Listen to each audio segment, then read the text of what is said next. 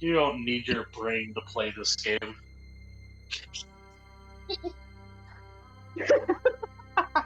Hey, I haven't done it in a while. I had to. Sorry.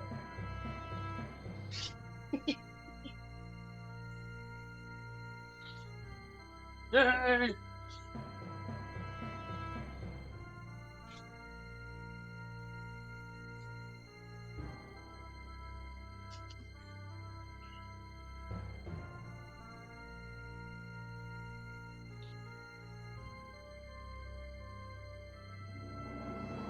Oh, so they only heard me. Oh, that's even funnier.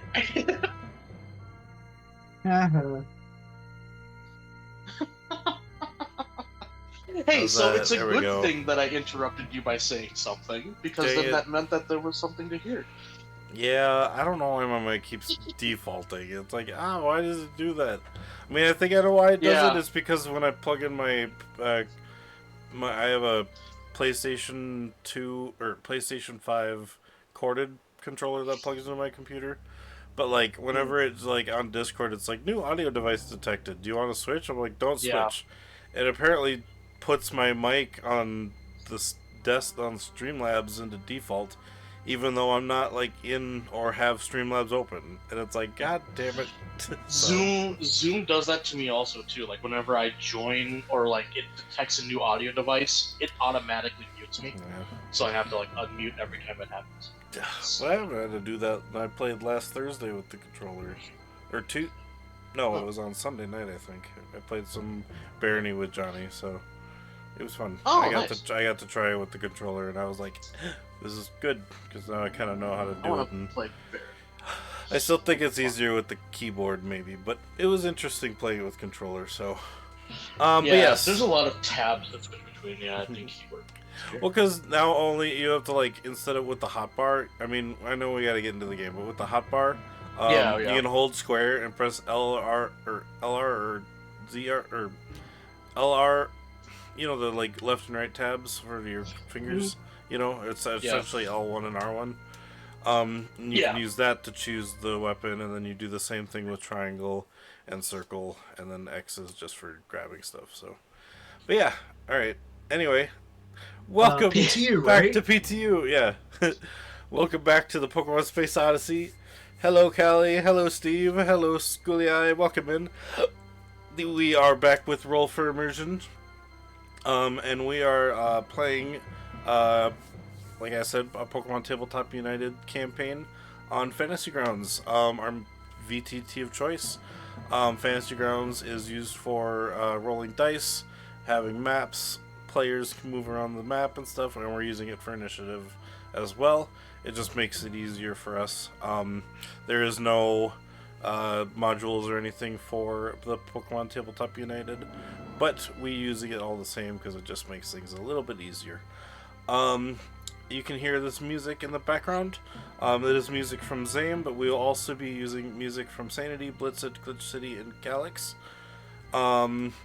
And we will be playing all this music on Sirenscape, a online sound library kind of thing. But you can put your own music into there, and they also have their own sound library where you can play music that they create and also make and put in as well as like sound effects and stuff like that. And now I can introduce the players. Uh, um, What the Actually, I still didn't answer Callie's question because I was muted. Callie, the PSVR 2 is it's like a Oculus Quest. It's a PlayStation headset. And that is I have the goal setup thing now here. And so if we can hit that goal, I will be streaming VR games more to you guys from PS5. So stuff like Resident Evil Village, which I found out now has VR to it, and I was like, it didn't before, which I was upset, but now it does. So I will definitely stream that. Stuff like No Man's Sky, stuff like what was another one? Oh, Subnautica just came out for free last month, I think. For the PS Plus free month thing, so I could play Subnautica in VR. Oh, nice. Yeah, that'll be Oh fun. man, that would be. Oh, that would be fun to watch. So if we can hit that goal, the goal is 450. So then we will order that, and I will be able to do that. So you should put the goal amount to. Oh, okay. I thought I did. Maybe because the goal amount is there. It just also shows the like how many days it is going for, and I usually just set it for 3 days. So I just don't like showing that for 1,000 days thing. But I guess I could put that on there. And then I can do that for my other streams too. So, but we'll see how that goes. And yeah, I know my Master Ball is hidden, but that's fine. I can move it later. But thank you, Callie. But yes. Anyway, so let me introduce the players before I get too distracted. The players. Hello, guys. How you doing? Losing my mind. Hello. Johnny will be joining us later. Marius will not be showing up today because they have exams, which is all good by me. I hope your exams go well, Marius. We wish you all the best. But let us start with Robert and Gizmo. Yes, Robert is what's called an animus, basically a Pokemon-headed human. And he's from a planet that is in constant civil war. He was a very top fighter in that war, but then grew disillusioned with it and left the planet to become a Pokemon professor. And Gizmo was like a little like fossil that he hatched out of it. And well, as things developed, Robert realizes that war is kind of upon him again. So he's going to be gearing up today. And then, I'm sorry, I was kind of thinking of something else. Did you say Gizmo? Yeah, I briefly mentioned Gizmo. Okay, Like you did. he was a fossil, and Robert. Yeah. Sorry, I don't know where my mind was. I was like, did he mention baseball? He did, didn't he? I did not mention baseball, no, but Gizmo Okay. is very good at baseball. Sorry, I was just thinking of something. I was like, oh my god, I gotta pay attention. Alright, River, tell us about Echo Navi. Alright. Echo is an android that recently discovered emotions, and Navi is a Corellia recently evolved from a route who is, a little friend for Echo to help with their new and founded emotions. Alright. Marius, playing Ivy, is not here today as I forgot to change out their filter stuff, so they are kind of grayed out. But Ivy is a Furbolg from the planet of Zeovis, a watery grass planet, mainly grass planet, but it's mostly made of water, which is kind of ironic. But he has met his Turtwig in the past. It is a Grotle now, but in the past it was a Turtwig, and they met because Turtwig was stealing some food, so they searched for some food together, and that's how they became a team. So, and then Henry and Tedwardo, Johnny will be joining us later, as I just do that quick. But Henry is a human from Zorokoro, a planet that just recently had split in half, but is still intact somehow. And Tedwardo is his friend who he and his starters saved from a fiery tree trunk that in the nearby forest that had been nearby the rupture of the planet. So they kind of helped Tedwardo, and yeah, so Tedwardo is his starter, but not his starter Pokemon. So that's the one he wanted on screen. So yeah. Anyway, with that, everybody has made their own Hero Forge minis, as you can see in the bottom left-hand corners of their screen, and they all look super great. And then last but not least, I gotta thank you guys in chat for being here. Thank you so much for coming to hang out and watch. It is so much appreciated that we have friends who like what we do. You can use your channel points that you get within from watching to change the parameters of the game, essentially kind of throwing us for a loop. And I forgot to put Henry's in there. There we go. You can use your channel points to give bonuses to capture rolls if you'd like. You can use them to heal the party's Pokemon. You can use it to give them an item from the core rulebook, or the sci-fi core rulebook for Pokemon if they're on a planet that serves like sci-fi stuff. If not, maybe they will anyway, but we'll see. But you get more channel points by being subscribed. And by having a score streak, I guess, or by having a streak like Schoolia usually has now. But yes, with that, you can also donate a monetary reward. That is what that is for down here. If you'd like to help us out, take care of yourselves first, but if you have any excess that you would like to throw out towards the channel and help us out, you can donate $1 for consumable items, as I put Poketip in there.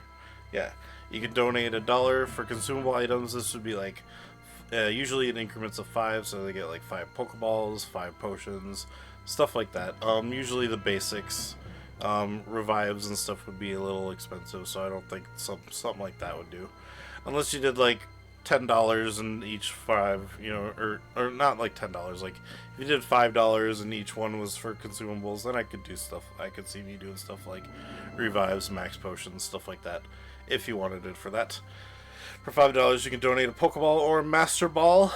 The players do not have any Pokeballs right now, and I have one Master Ball, but they are used to re-roll stuff like attacks. They can re-roll Pokemon throws, or Pokeball. Pokeball captures. So like if they go to capture Pokemon and they don't like the result of their throw, or their capture roll, they can re-roll it with that. And they can also use it to break the rules of the game, essentially commissioning ideas for stuff to happen, and depending on how much I like it, I will allow it or not allow it. My Master Balls are used... Oh, and they can use them for the to keep Pokemon alive at 1 HP, and they can use it to keep the wild Pokemon they are fighting at 1 HP to get the most bonus that they can by keeping it alive. I can do the same thing with my Master Balls, except what I can do is I can cancel out their Pokeballs if I wish to. For $10, you can donate a Plot Twist, Flashback, or Hero card. A Plot Twist is a... during that session... changes up the game a little bit by, having a little bit of a twist. Flashbacks are, flashbacks of the character, depending on who, it could be each character, it could be one character, but something they remembered from their past that they might not have written in their backstory that they have to then think of. Or they can use it for, maybe they forgot they had an item on them that was in their bag. And I'm thinking of adding maybe like the flashback would maybe be, instead of a flashback, like a premonition. So maybe something in the future that could happen. And the hero cards are one-use ability items, cards that the players can use if it serves them well to work for the PTU. Otherwise, if it does not work as well, they can essentially use it as a 4th Pokeball. For $15, you can donate a GS Ball. A GS Ball is a critical token. It does exactly what it says. It's an automatic crit on a attack or a capture or throw if they were going to try and capture a Pokemon. And normally if they roll 20 on a throw, they get a plus 10 to the rate, or to their roll. No, yeah, it's a plus 10 to the rate, which makes it easier to catch. But if they use the critical token, it becomes a 20 instead of a 10. So, for $20, you can donate a random encounter. This is a single Pokemon that is extremely high level, not extremely high level, but higher than they are currently fighting, which makes it a difficult battle for them to fight. But if they can defeat it, they get the item that it will have on it. And if they capture it, they get to keep it as a Pokemon, but it will most likely have a 0 or 1 loyalty. In which case they will have to work with it in order to, get it to like them, so that they can battle with it in the future, having an extremely tough Pokemon. For $25, you can donate to Creature Buff. This adds levels, it changes their typing, it adds a move that they don't normally have, maybe an ability they wouldn't normally have, just stuff to make the encounter a little bit harder. For $30, you can donate a legendary encounter or a unique item. A legendary encounter would be a legendary Pokemon shows up out of nowhere, and they would have to deal with it, either running away or capturing it or defeating it, depending on how they want to go.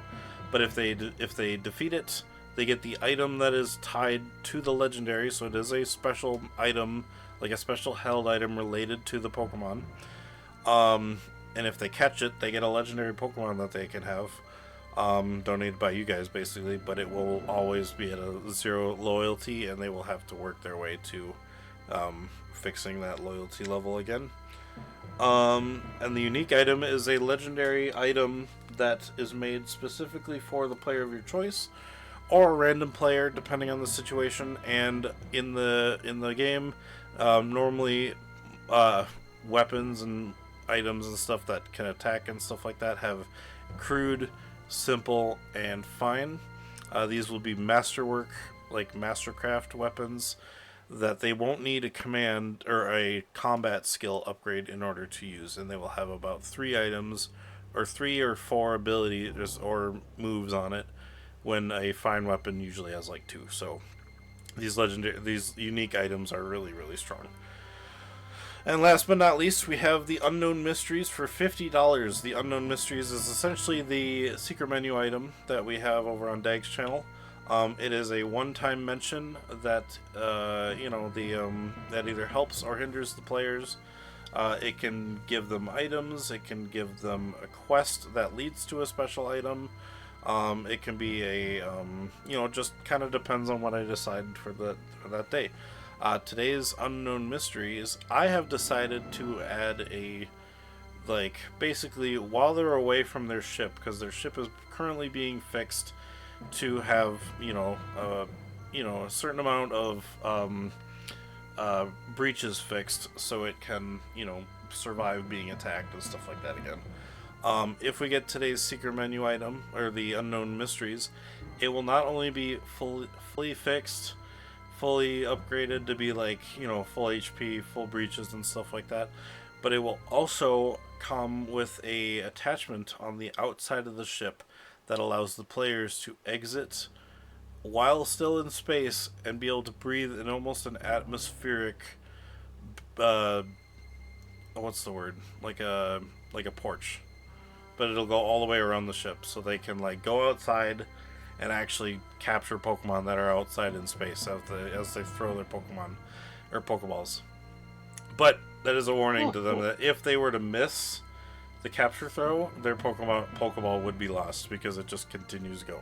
So, but yeah, so today's Unknown Mysteries, until someone finds it somewhere in space. Yeah, or if they decide to fly over and get it in the atmosphere, then they could pick it back up if they flew back over. So, but essentially, yes, the Unknown Mysteries will give the ship creating an air bubble effectively. Yep, it'll be an air bubble around the ship, and they'll have a porch that they can fight off of and stuff like that, so they can have Pokemon battles in space, and they don't necessarily will have to leave the ship if they want to do repairs in space. But in order to get bigger repairs, they'll still have to go to a shipyard or something.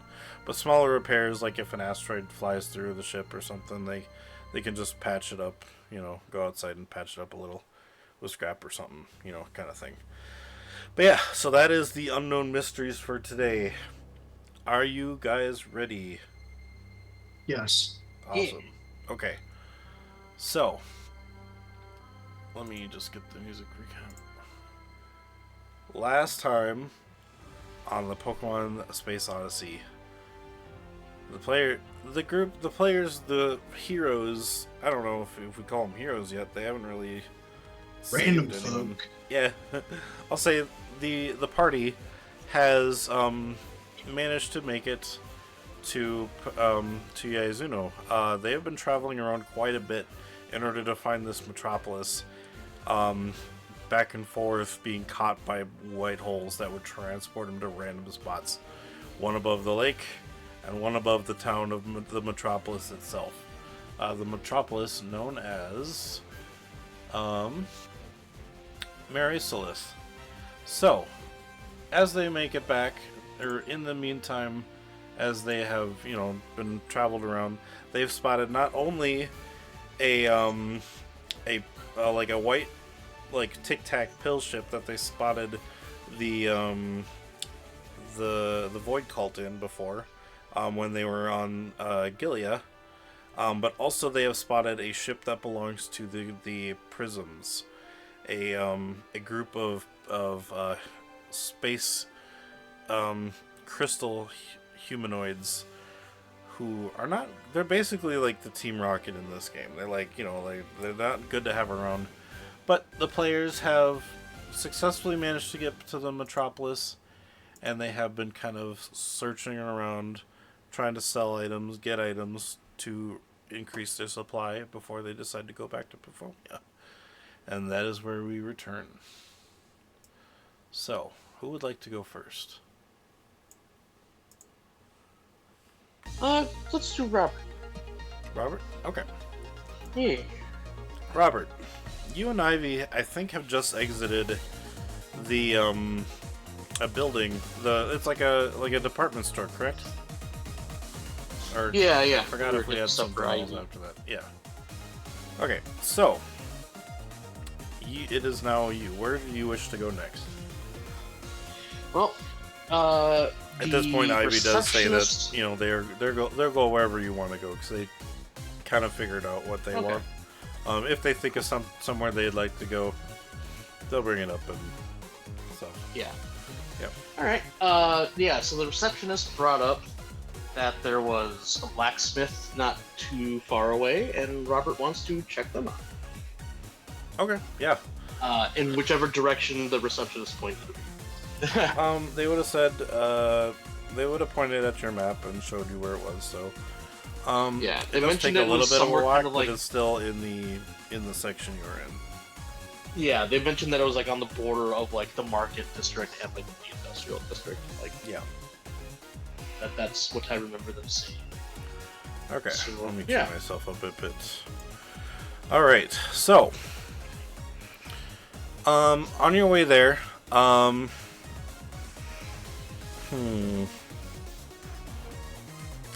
now I gotta think of, okay, yeah, you kind of know you're getting close, and you guys start hearing, the tinks away of hammers, and it starts to get a little bit hotter, because the furnaces, blacksmith, they need hot flames in order to get things made, so you think you're getting closer.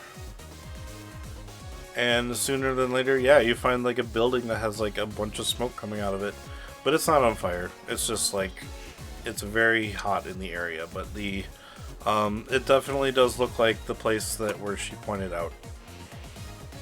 Okay. Well, I enter through, I guess, like if there's like a main entrance, yeah. There's no main entrance. It's only the top floor. No, you'll have to climb the building. No, I'm just kidding. No, yeah, there's a front door.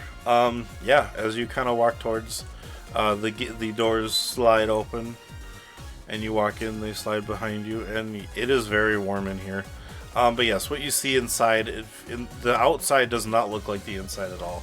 The outside just looked like a typical, like, office building, but as soon as you get inside, it's very much like you would think, like, probably what you would think. Like, there's, like, the walls are made of stone, like, almost, like, put together with cement. There's like, the floor is made of cement and stuff. Just what I mean, like, there's still like pillars and stuff that are made of metal and stuff, just to kind of, because they need supports to keep the building up, obviously. But it's kind of a mixture between old-fashioned and sci-fi blacksmith area. Cool. And not only are there. Not only is there blacksmithing going on, but there's also there's a tannery, there's glass blowing, there's gem making, there's a jewelry shop here too and stuff like that. So it's basically all just like a big crafting building. Yeah, it's a crafting department store. Yeah, that makes sense. Yeah. Well, Robert actually will be like excitedly looking around, like, wow, like so many things are actually still being made by hand here. I'm like impressed. Like usually things are just done by machines nowadays, but no offense to like androids because they're still like. You actually anything that looking Android around. makes, You I still actually, view as by hand. yeah, I was gonna say, looking around, you do see a couple of androids working on some tools too, but they seem to be working together with people helping them. So Yeah. yeah, But yeah, Robert does view androids as people. So he's not going to be like, oh, that's be machine made. He's like, no, it's still being made with bare hands. yeah. You know, like Robert's not like racist. As soon as a machine gains a soul, that's when they become a person. Yeah. You know, so And like Robert doesn't understand. How so I can't wait androids for really work, AI to but like he does actually view it like as- start thinking for itself. It's like that's when you become humans, and then I'm actually gonna I'm gonna welcome it. So that'll be fun. They're just But gonna be. there I would be worried in Might some be- respect, but Huh? because other humans might. What's up? Oh, what were you saying? I was about to say, but some places might not be that accepting. Oh yeah, of Yeah. course. There's still gonna be a split, but that's happening Yeah. now anyway. So it's Yeah, worldwide racism. humans are split already, so. And heck, But yeah. that might even unite humans against a different quote-unquote enemy that we should be fighting, but... Aliens, Still. no. Anyways, yeah, aliens. I'm just kidding. But yeah, Rock monsters. Yeah, Robert just will like kind of look around first. He's like, Yeah. He just likes seeing the fact that like, hey, people are actually still crafting things by hand. Like that's awesome. He make might me an- even like check out the jeweler and stuff like that. Make me an He might even acrobatics check. show off his rainbow gem. Acrobat. Yeah. That's a 2. Okay. Not So. Okay, you got a 6, which isn't enough. Someone bumps into you, and it seems to be two, what would they be? I think there'd be some dwarves here. There'd be two dwarves just being like, hey, watch it! And they seem to be carrying a glass sheet. They're strong enough where they're still holding onto it, but you kind of get bumped into and topple over. I am so sorry. Forgive my clumsiness. It's okay, just watch where you're walking, or standing, or whatever, and then you move forward, and then you hear, oh, I'm so sorry about that,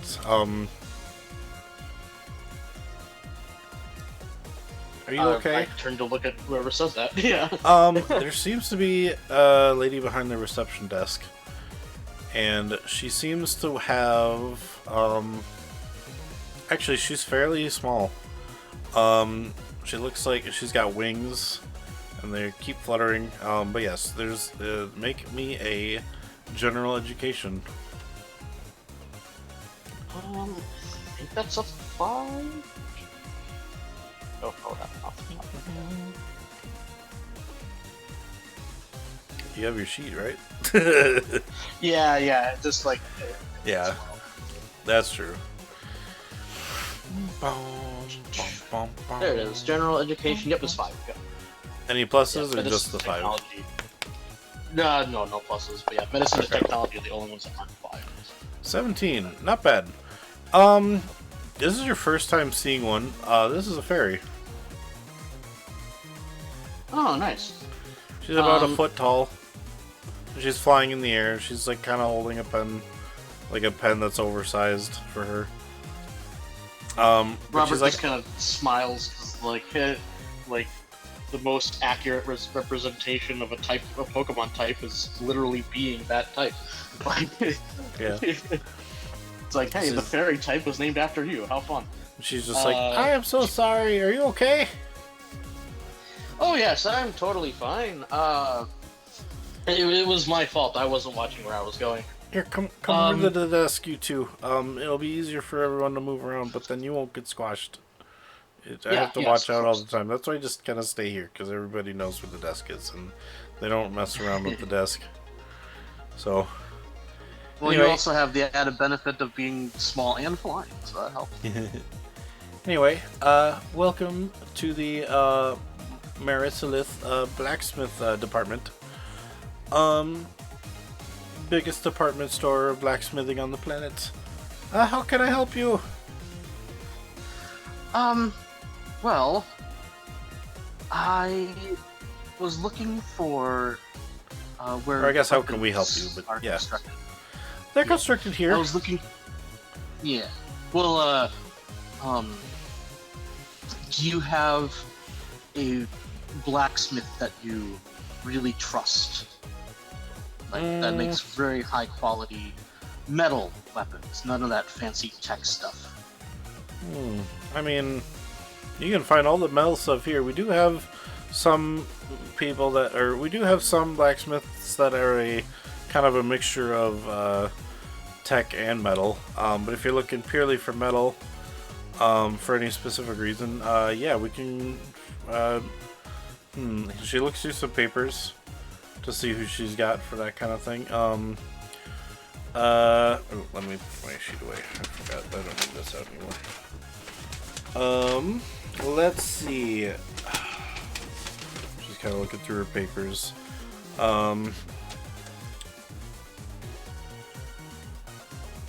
Yeah, I think you could. I think he would work. He's free right now. I think. Let's see. Would he be happy about doing this though? Who cares? You can go find Rotom on floor 5. Floor 5? Okay, Yeah. well, thank you very much. Just what's look. your name? I didn't. Mixel. Mixel. That's a good name. Mixle. Mixel. Alright, well, thank you very much. You're very welcome. And I hope you have a good day. And I hope no more glass gets shoved into you, so. Yeah, I'll be fine. Thank you. Alright, stairs are right up this way, and she points to the right. Away from the I workstation. do also keep an eye out for the jeweler station as I walk towards the stairs. Just because, you know, Robert is a bit of a jeweler himself. Like, yeah. He literally crafts his own jewelry and stuff. So yeah. What you can get a sense from the first floor, it's the kind of the general area. You know, like this is probably where all the I don't want to call them scrubs, but the probably like where materials are delivered and stuff. Well, like that. for sure, where delivered, there would be like an elevator and stuff like that too, like a mineral elevator. But this would be the floor where you think all the new guys, all the new workers would be on. And like all the where the specialty people would be on higher floors. So this first floor has a bit of everything, but it's all the the green thumbs, if you know what I mean. Yeah. This is kind of like the rookies and the people that just kind of general stuff. Yep. The first floor is where the learning happens, but it's also where the quick weapons and quick stuff is made. Like just repairs would be on the floor and stuff like that. Yeah. As you get to the first floor, as you kind of go up the stairs and go up, and you find the first floor. First floor would be a tannery. As they're eating the bots. Sorry. No, I'm just kidding. They had a bot in chat that was like, yes, they're eating the bots on the first floor. No. No, the tannery would be on the first floor. As they are kind of, it seems less hot on this section, but your feet are still warm. Because, there's still a heat source on that. But, they still have in the back what looks like a couple of tubes going up through the room, just where they would have had like a furnace that you would have seen. But there's definitely people stretching hides and scraping them or whatever they do. Forgot how it actually works. They treat it with lye and stuff like that. Exactly. And then making your way up further, the second floor. Did I say this? I said this was the first floor. I kind of did my. I kind of interpreted it as the British interpretation of first floors, so that's why I didn't think anything of it. Well, no, because myself, I'm always like the floor you walk in on the house on. That is the first floor, not the ground floor. So I totally messed myself up saying this is the first floor. Now you went up to. I was like, wait, Frick, I screwed myself up there. But no, I'll keep that a thing. So that was the first floor.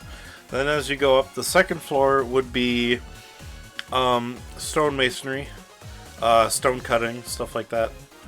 Probably a very loud floor, this one. Yeah. Very damp as well, as they need a lot of water and stuff like that to cut the rocks. As you get up to the third floor would be jewelry.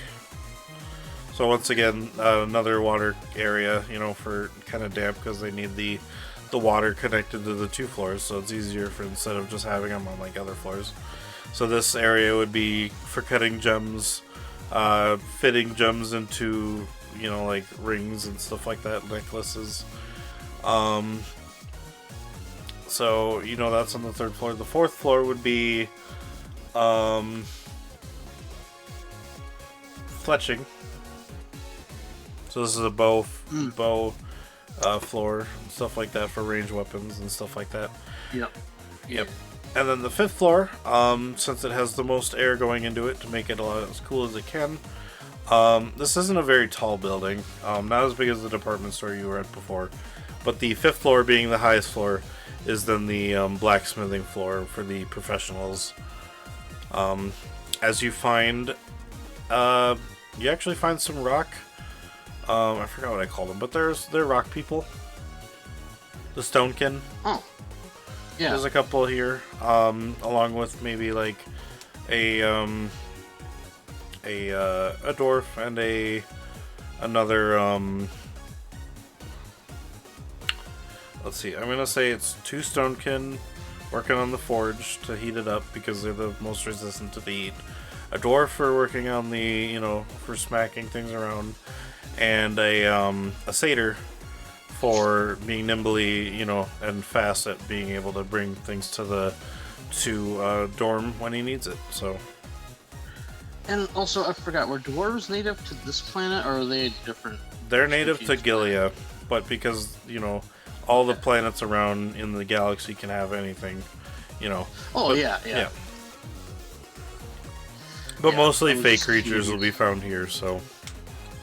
Yeah, I just didn't know if dwarves were considered fey, or if there were some Nope. else. Yeah, just curious. Not in my world. Yeah. Well, I'll walk up to whichever one looks like they're actually, making a weapon. That would be Drum. He is currently sitting down, smacking away at a, what looks to be a warhammer. Ting, ting, ting, and you can hear with the sound of the tinging. It seems like he's actually fairly strong. Hello, sir.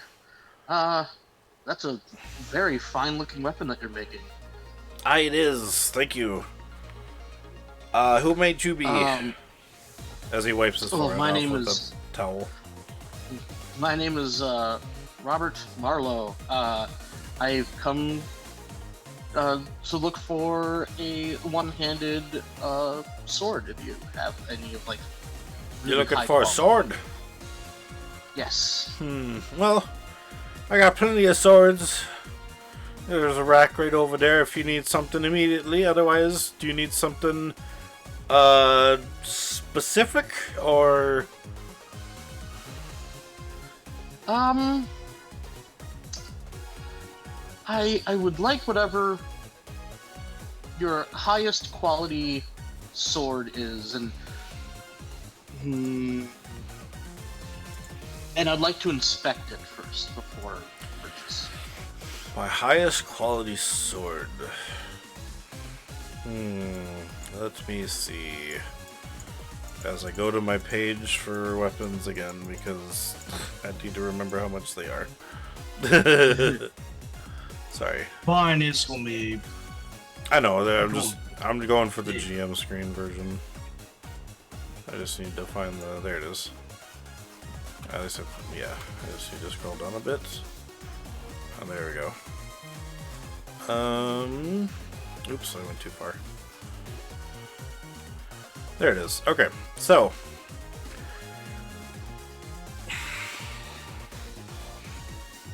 Okay, so yes. over here, you can find me. You can find my assortment of fine weapons that I like. I tend to show any new high quality ones on the shelf. Over here, you can just find a rack of all my different types of weapons. Like there's some hammer. There's a rack of warhammers. There's a rack of swords. There's a rack of spears. Just kind of just in general. But the ones that you see that he has been very proud of are mounted on the walls. Just to kind of show his skill off. You see one that's mounted on the wall, a sword, because that's specifically what you're looking for. It is fairly big, almost great sword sized. Is it a black sword? That might be a little too big. I need something more one-handed. Yep. Because great sword is definitely two-handed. Something closer to either a broadsword or, Robert will then, if you allow, there's like a curved scimitar like sword. Oh, you're looking for a scimitar? That's cool. Yes, right over here. I haven't made a lot of scimitars lately, mainly because you usually find them on the coast, but I guess we're kind of close, so I guess I do have one. It's just not common, but yeah, over here. And he shows you a scimitar he has kind of almost like stashed away, but it's kind of still kind of on the edge of the room. It's kind of towards the back. All of his finer stuff he keeps near the front, just to kind of show, when you first walk in, all of his specialties. But he goes in the back and he finds a scimitar, and this one almost has a blue sheen to it. It still has the silverness, but the part where it cuts is kind of got a light blue sheen to it. So, oh, how appropriate! May I see that for a second? You may, as he kind of he said he can't really take it off the mount, but he takes the whole thing down and he gives it to you to see, because it's kind of mounted in the frame. Also, hi Johnny. Okay. I will take my hands and kind of rub them across the blade a little bit, trying to impart my aura into it to see how well it does that. I'm gonna roll a percentage because he kind of makes things not hoping or not implying that there's aura in it, kind of thing. But so I'm gonna roll to see if it has the aura quality. Well, I'm trying to more like add the aura quality to it, like see if it can like take my aura, okay. Or like. Well, in that case, surround it that's in still my aura. what the perception roll will be. So, Okay. let's see. Under 50, no. Above 50, yes. 74. Yeah, you turn this blue sheen that you see as you kind of touch the sword. You kind of try to impart thank you, your aura into it, as the blue sheen gets bluer, and it actually you can feel your aura take and add to the blueness of the sheen, and actually make it like a dark blue instead of a light blue. And he goes, "Whoa! I've never seen it do that before." Oh, yes, well, us animists, we can create weapons just out of pure aura, but in that's my right. case, I would rather use a physical weapon and cover it in aura. I think it would be more effective that way. And this weapon seems to really work with that, which is perfect. I've never actually done this before, and it works well. I see. Okay. Well, I can make it. Oh, sorry. How much are you offering for this blade? Well, that one's not for sale. That one's to show off my skills. Just because that was one of my. I don't like I said, I don't make a lot of scimitars, and that one looks pretty. So, but something like this would come across to be 4,000. That is it is a very fine. Okay, so Yes, you that need me is to make fair. something like this? Yes, please. Okay. So with the, I will say it's 4,000 on its own. It'll be 4,000. It'll be 5,000 with the labor. Okay. Good. Yep. Awesome. Yeah, that will be doable. So. Just give me a day. Yeah. Should be able to make it for you in time. All right. Something like this will take a little time. Thank you very much so. for your time. Yeah, you're very welcome. And he goes, sticks out his hand. Oh, yeah, I give him the money. No. You pay after. He sticks Oh. out his hand. Oh, I shake his hand. That's right. And he shakes it. He's like, that's right. All right. Men, let's get to work. We got something special today. They're like, ooh. Something special. It's been a while. I haven't seen you excited like this in forever. And the two rock guys are like, we're gonna get the fire going. And they start shoveling coal into the furnace. And you just hear as the fire furnace gets started. And it roars to life. Oh, that hurt a little bit. I didn't think I'd get that low with a roar. It literally went like roar. Either. Oh. Like, it just sounded like you burped or something. Yeah. I wonder if chat heard it. I don't know if they did, but I'm kind of hoping they did because that was cool. And yet I was like, like whoa. All right, so yeah, so it's it'll be 5,000 after, and this will be a fine weapon. The properties of it will be determined after he makes it. If there's anything special you wanted to add, like if you got some materials, he does ask you for any materials you want to add to it for that kind of thing. Ooh. What would... Yeah, I'll ask them.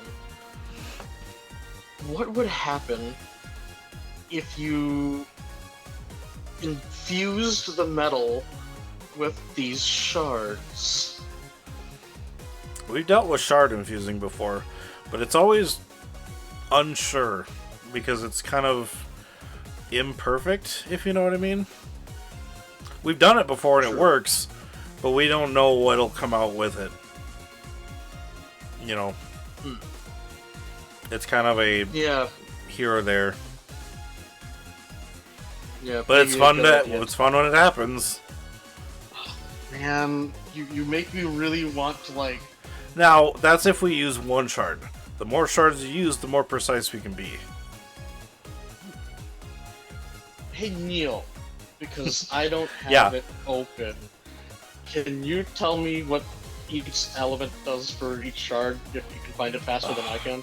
I don't think that's a thing in the PTU or in the core book, but I think I wrote it down somewhere. It's in the Artificer class. Oh, it is. Okay. 1 second then. And if I wrote it down for the Artificer for the scientist. Oh, yeah, no, I actually have it written down because I was smart. Okay. So I'll say if you use shards for a particular move, because right now, as it is, if you just make the sword, it'll be a fine weapon, but probably just without any. It'll have normal type moves, if you know what I mean. But if you have your shards, one shard will, depending on what shard you give it, it'll be a random move out of the two that it has. So if you want like a purple shard and a blue shard, it'll be whatever the two are, you know, for those two moves. But if the more shards you give, like in increments of like 1, 5, 10 kind of thing, you know, kind of something like that. I'll say 5 shards is a random, or more precise. I'll have a better chance percentage of, like, at the time when you give it to me, I'll make the roll and I'll do a percentage roll to determine if it's one that you want or if it's going to be random still. But if you use 10, it'll, you know, and stuff like that, more over that. So basically, I think would be it'd be an interesting idea is for each when you put a shard in, like one shard will be 1%.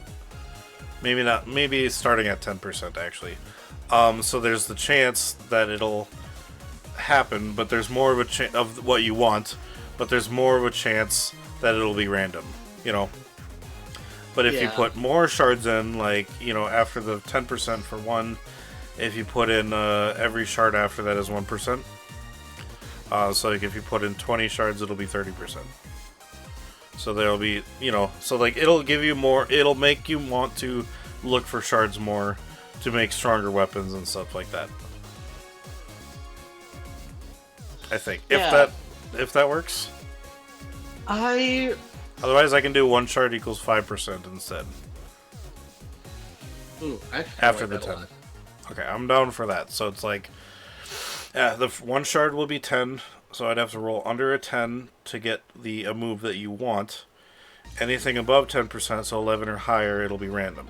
But every shard after that, it's a 5% extra. So if you put 2 shards, 15, 3 shards, 20, 4 shards, 25, so on, kind of thing. Okay. But yeah, mostly because I really like the idea of the scimitar being a little bit blue. Mm-hmm. I want to give him 7 blue shards. Blue shards. Okay, so what is blue tied to then? Ice, water, and flying. Ooh. Okay. Did you want it to have only 2 of one of those typings, or did you want to like? I wanted to have only 1 move from one of those. Well, if you're doing a fine, it'll have two moves. Yeah. I also want to give him 3 orange shards, so I could get maybe something from that as well. Okay, what was orange? Which is normal, dragon, and fighting. Okay, so are you okay if I random the typing first, or Sure. I mean, that'll random the typing first, and then we can like see what kind of okay. So I'm gonna do 33, 66, 99, or 100 kind of thing. So what order was it again? For orange, it's let's do orange normal, first. Yeah, normal fighting dragon. Normal fighting dragon. Okay, normal fighting dragon. Fingers crossed that it's not normal. Dragon. Okay, cool. I was hoping for fighting, but dragon was awesome. And then the water one was Actually, what? I don't stab fighting. The blue one was water, ice, flying. And any of these would be cool. Flying. Why? I had 67. 66 would have been ice. Oh my gosh, that'd be so awesome if I got like dragon. air slash. Okay, so now I have to do the percentage to see if it actually is what a move you want to have on it, or if it's going to be a random move of those typings. So you put 7 into it, so that's 1, so that's 10%, 15, 20, 25, 30, 35, 40%. So I need to roll 40 or under, or it's going to be random. If you end up getting air slash, I have to start calling you schluck. Okay, so yeah, you get to pick because that's one of the moves. You got the thing. I got to do it again. Yeah. So you gave him 7 blue ones and how many orange ones? 3. So not a lot of orange ones. Okay, so this will be 10, 15, 20. So this is 20 or under. No, so the dragon type one will be random. The flying type one is one you can pick though. Is there a move you would like to have on this? Is air slash a special move? I keep forgetting. I think it's physical. Is it? Hold, please. I have a billion windows. There is a physical sounding flying type move that I keep forgetting is special. And I feel like that's air slash. Oh, it is special. Oh, okay, nice. Yeah. I thought that air slash is the one that I always think is physical, but is actually special. So yes, I definitely want air slash. That'd be awesome. So the first roll was for the blue one, right? I think we did. I don't remember. Yeah. So that's the one that I actually get to choose the first roll. And that was flying. So that was the air slash. Yeah. So the dragon type will be random. I will have to do that after the game. Yeah, we'll do that. But, So just make sure you write down somewhere. You'll have a scimitar that has air slash on it and a random dragon move. Sweet. I learned something today. What's up? What did you learn? Something that you didn't tell me about that rainbow feather pin you gave me. Oh, what about it? The fact that I have Master Occult Education, as an extended action, I can change the combat whatever stat. Yeah, I mentioned that. Like, I do not remember that. It's once per day, so you have to kind of like choose. But yeah, that's actually a really nice aspect of it. It's like, hey, you have physical attacks, you can have it be physical, but if you primarily do special, I can switch it as an extended action. Yep. Nice. But it is once per day, so you have to keep that in mind. Like, once you switch it, you have to wait a long time. Act like I'm going to switch it off of attack. Exactly. Right. And did you... I'm pretty much going to always keep special, too. Did you write also somewhere down there, Sean, that it's 5,000? Yep, I already marked it off my 7,000 Poke that I have. Oh, okay.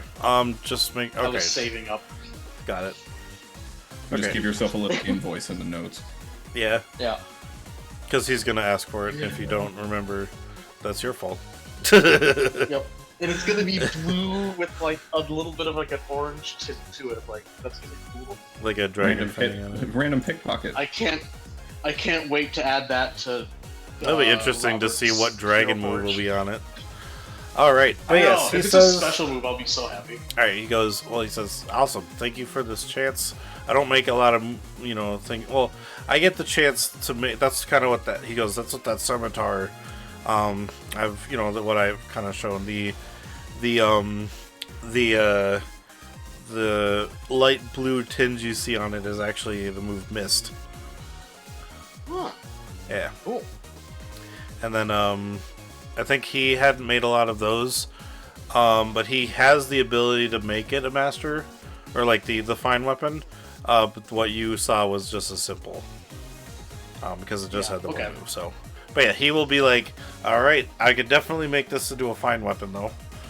But yes, like I said, it's gonna take a day. So come back tomorrow, anytime.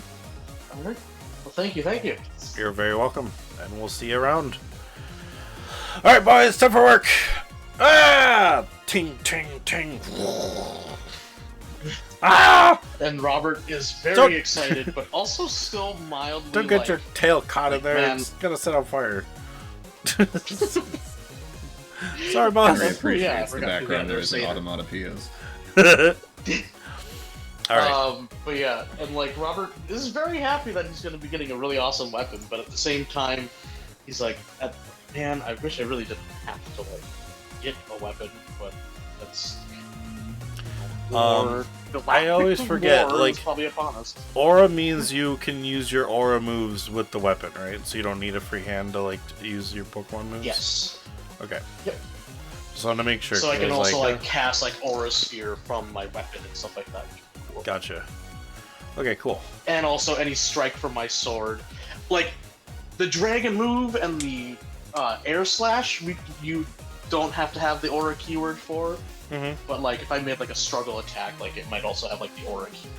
Yep. Imagine the dragon move that you get is Dragon Dance. That'd be cool.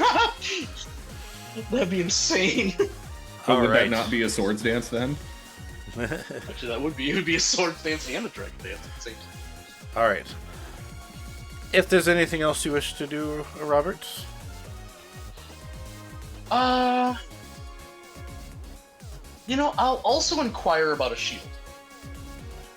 Just a small one that can maybe like be wielded like in my hand, or even just like on my offhand like shoulder or something like that, like a buckler or something. Yeah, he would say, since he's working on this, you'd have to ask someone on the first floor. So you wouldn't necessarily be getting like a good quality one, but they can make it probably within the day. Yep, just one that'll function. Yeah. So I'll run down to the first floor and inquire about that there. Gotcha. All right. So as you make your way down to the first floor, they're just like, yeah, we got some shields down here. What are you looking for? We got small and heavy ones. Just a small one that I can either wield in my offhand or strap to my arm. Yeah, of course. Let's see. How much are they? Whenever I say that, I just think of like Monster Hunters, because there's like some outfits that have like all the light gunner. If you're looking for a light shield, it's gonna be like 3K a poke. Well, light shield is 3K, yeah. Yep. Oh, Sorry, mate. It's just out of my. Sorry, will bud. you buy some of my materials? Make a charisma, or make me a charm check. It is a 3. 3d6? Are any of these people Pokemon? Nope. Oh, 9. Not bad. But they say we pretty much got all the material we need, and the material you give is more for giving it typings and stuff and moves. Well, I know that the jewelers would quite appreciate these materials.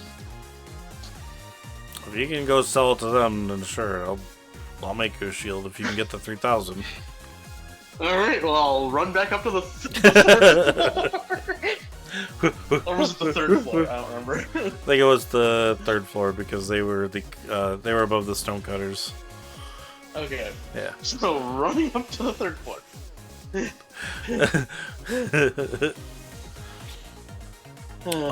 Are you okay? Hello. Oh yeah, I've just been running around. I'd see that. Can I help you? Yes, I was seeing if you would like to purchase some of my shards for jewelry making. You see inside of this room, there's quite a few. I don't know who the like a Fey Elementalist would be type of thing. I was thinking Siren, but they don't actually use water, I think. But like, I could check. Like Kelpie or something, maybe like a horse person. I don't know. Yeah, Kelpie would be. Yeah. Yeah, you find some Kelpies. There's some, I guess, mermaids, for sure. For water elementalists, you said? Yeah, but I'm mainly just looking for like. But like water like a fae. elemental, like a water fae fae. creatures. Yeah. Well, there are water druids too. Not true. That is I a guess thing. there would be like some, like a water dryad, if you know what I mean. Or dryad, yeah, not druid, yeah. Yeah, I guess. Actually, yeah, they might even be called naiads. I think is the one. Oh, yeah, actually, yeah, naiad. There'd be some naiads in here, and they would be the ones shooting the water to cut the gems. So, while the yeah, they're a living laser jet. Yeah. Or water jet. But yeah, how can I help Sprites you? is what you're looking at. Yeah. Sprites? Oh yeah, Sprite Okay. would be too. Yeah. Yeah. This would be sprites and fairies here, yeah. Very thirst quenching that Sprite. Alright. But yeah, so how can I help you? I'm happy that I'm the only one that thought that was funny, but I still can't help but laugh at that dumb joke. I hope that Sprite is lemon lime flavored. Oh. There we go. Yeah, I would like to see if you'd like to purchase any of my my shards for your jewelry making. Oh, you have shards? Yes, I've got a few yellow and red ones, some violet ones. First off, Sean, does on your feet for getting the shards, does it say how much they're worth? They do not. Frick. Okay, maybe I'll have to look this up quick. What do they turn into exactly? Well, yellow shards can be like made yellow into like shards can turn into thunderstone. thunderstone. Yeah, four yellow shards turn into a single thunderstone. So you could, I guess, like look up thunderstone divided by 4, maybe. That's If you want true. to do the price that way. Yeah, I'll see if I can Which actually might be find a very cheap, unfortunately, but still should get a gem chance to get a lore. thousand. Oh yeah. Yeah, it is called gem lore. Is the geek, but Oh, and you can destroy any of the 6 stones to get 4 shards of the corresponding color. yeah, If you found enough, yeah. Okay. Okay. Yeah, I'm fine with doing that because it's only. I Okay, looked up yellow so- shard and there's only Yeah. Okay, so if evolutionary stones each cost 3,000. So Okay. divided by that by 4. That'd be like 175. I don't think that's the right. So 5 times 4. Or no, it'd be 5.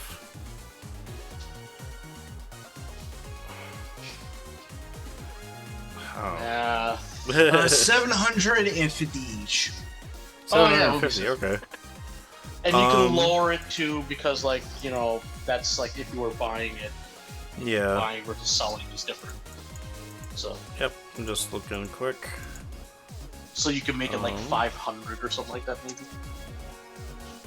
Man, you need to get more of them damn shards then. I'm just looking quick. Sorry. Yeah, no problem. Like, Okay, yeah. it's I didn't find difficult anything, so I'm calculating willing to economics. do that. Let me see. Let me go into the items on Fantasy Grounds because I've got all the items in there too. So let me just look up shard. I do have shards in here, so. I think honestly, like those shards is probably one of the reasons why I have so much money to begin with, anyways. Shards are a bit. It's the last time I sold some. Okay. Yeah. Okay. So they don't have a price on here, but I'm willing to say the 750, like you were saying. Actually, makes a lot of sense. Yeah. 750. So I will give them 2 yellow shards. You said 40 per stone, and the stone is 3k. That would make each shard 75. Okay, yeah. Yeah. So it's 750 per shard. I'm okay with that. Sweet. Let's so I'll see. give them 2 of my yellow shards. Make me a. Actually, you know what? They were excited. They are willing to buy them for 1,000 each. Yep. Okay, yeah. So I'll still give them 2 yellows. Give all the shards to them, please. Actually, that's a good point. I probably should, because that'll help with our ship upgrades. Yes. So, yeah. Alright, let me go back to the inventory and see how much. I'll give them all of my cards. How many shards do you have in total? I have 4 red, 5 yellow, 3 violet, and 1 green. Shit. Okay. Say that again. Alright, I have 5 yellow. Okay. 4 red. Alright. 3 violet. Alright. And 1 green. So 13. Damn. Alright, yeah, so they will buy them for 13,000. Okay. They currently have 2, so I would have Jesus, 12. why did I say that? left. That's fine. Hey, we are here to shop and upgrade our stuff, so you know this is important because this can really go towards our ship, which we also really need. Yes, good. It's 4 shards per evolution stone, and an evolution stone is 3,000. So we're just dividing it by 4. But in this case, they were excited to see the shards because they're jewelers, so they can use it to make things. And so yeah, they were like really excited because they like jewelry too. So yeah. Yeah, and these shards are not just simply jewelry; they also are magic jewelry. So. Awesome. All right. Well, I thank you so much, and then I run down to the first floor and put a commission in for a shield. They're just gonna be like, "Do you need some water? You seem tired." The guys down below. I'm fine. I need the exercise. I'm fine. Okay. Yeah. He'll sell you a light shield for 3,000. He regrets the fact that his head is covered in fur. At least the rest of me isn't. I think 40 is what I said, but that was just kind of I had the math off, so it's yeah, it's all good. Yeah. So yeah, you get a light shield for 3,000. Awesome. And I still have 12,000 left over for ship upgrade. Damn, nice. All right. Is that all then, or anything else? Nope, that'll be it. I mean, Robert will then make his way towards the ship Okay. Birdie hopes Echo will still be there. As So- you leave the building and head towards the ship, we Echo isn't currently, but did we want to go take a quick break? I know we were gonna go to River next, or to Echo next, but it is 12:30. Do we want to go to a quick break? I'm down. Yeah, I mean, Okay. it's really up to you. Yeah. All right. Why not? We're at a good part, so we're gonna go take a break. Don't go away. Go get some food, go get some water. That's what I'll be doing, getting some water, maybe a snack, get some root beer. And then again, go to the bathroom. But yeah, don't go away. thought We'll be about right back. hitting the hydrate button. Oh, all right. But yeah, don't go away. We'll be right back.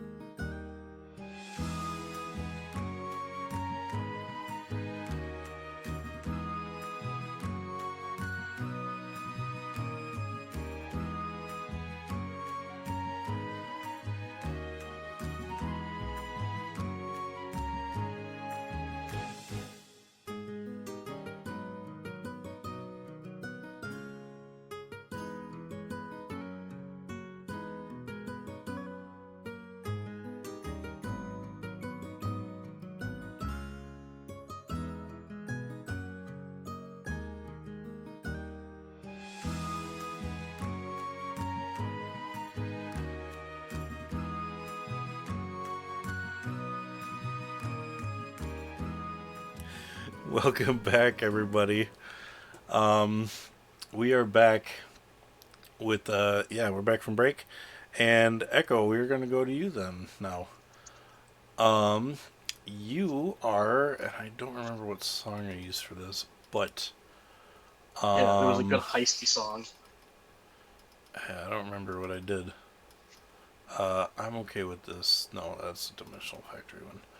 What the heck did I use before? You need Sly Cooper. Sly Cooper. Quick, bust out a Sly Cooper theme. All right. Copyright. No, yeah, Sony, Nintendo maybe, but I don't know how it works for Sony. Yeah. Good point. You know what? I'll just do this mysterious area, or yeah, that's fine. All right, so Echo, we find you just exiting the wall after you turned invisible, phased through it, and came back throughout invisible. You are now inside of the scrapyard. Alright.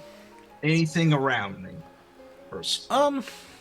Yeah, well, you find to your left, kind of a ways off, but like you kind of, I think, didn't you? Forgot, because you saw the entrance. Did you kind of go past it from the entrance, kind of like? Yeah, nearby, pass it and enter from the side. Okay. Where I made sure no one is looking. Got it. So yeah, so basically, you would have entered. Okay, so yeah, you would have entered, and rather than being like outside, you find yourself within a building. You're still invisible, but yes, there is someone sitting in a chair, looking at some monitors. They seem to be like some kind of guard. And they're just watching those monitors that are kind of going from the cameras of these flying surveillance robots.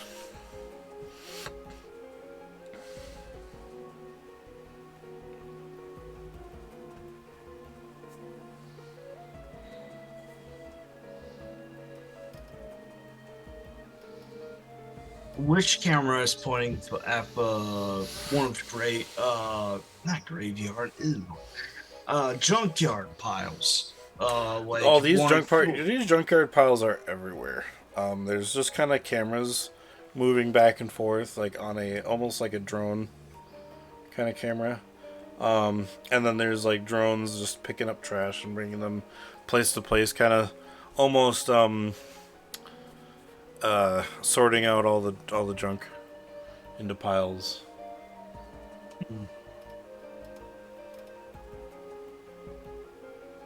Echo looks at it, looks at everything and decides, never mind.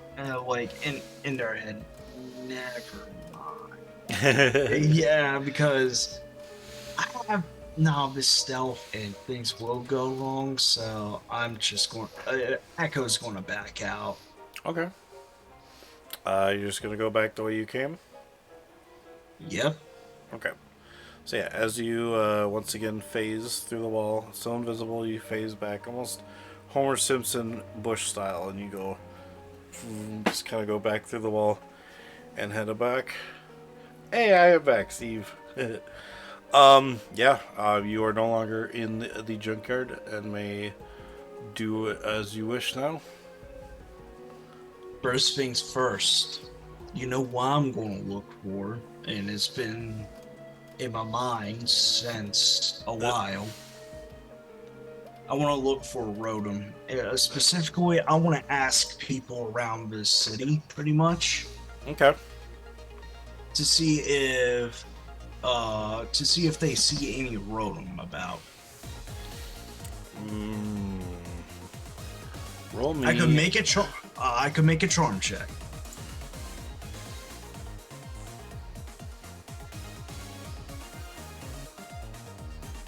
You know what? Yeah, make me a charm check. I'm fine with that.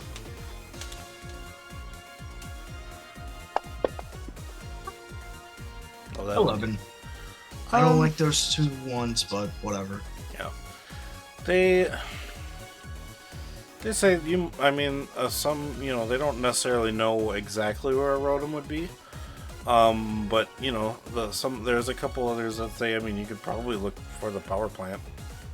They might spawn over. They might be over there. I mean, electricity tends to attract electricity, right?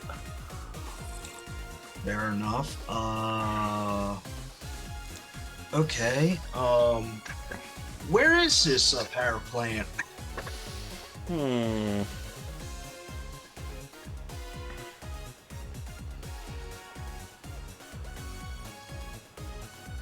think it would still technically be in the industrial area, but like kind of out of the way, just because it's just a place for electricity.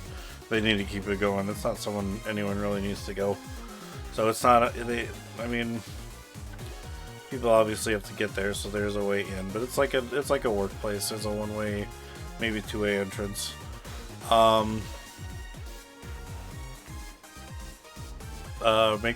me a perception check. All right. If you're trying to go, because it'll show on the map, the 16. Yeah, you'll be able to tell that it is kind of on the edge, but also closer to the center of the metropolis, because they need to be able to get it to every direction, and the further away it goes, it might not get as much electricity as the one buildings closer to the plant. So the plant would be still industrial, but it would be closer to the big tower in the center. Okay. Time to head there. Okay. As we head there, we're then gonna actually go quickly to Henry, as you were then at the building in the center, where the contest hall is. And I forgot, did you leave the building or were you still inside? The contest hall? Yeah. I left. Oh, you did leave. Okay. Yeah, So I went and bought berry seeds. Oh, right. Okay, so yeah. I was gonna have you guys meet if you were still there, but I forgot you went to the greenhouse, the greenery house. Okay, yeah. So then, actually, back with Echo. Yeah, you end up we find ourselves back at the Tall Tower contest hall, but you head towards the power plant that's actually closer to the edge of the road. Imagine like here's the building, there's a road surrounding it, like a walkway, and then there'd be the electric power plant. Obviously, Right. with like fence around it that says "Do not touch," electrified. Right. Mm-hmm. The temptation to touch it is all time high because I just. It's like a big red button. What's this thing?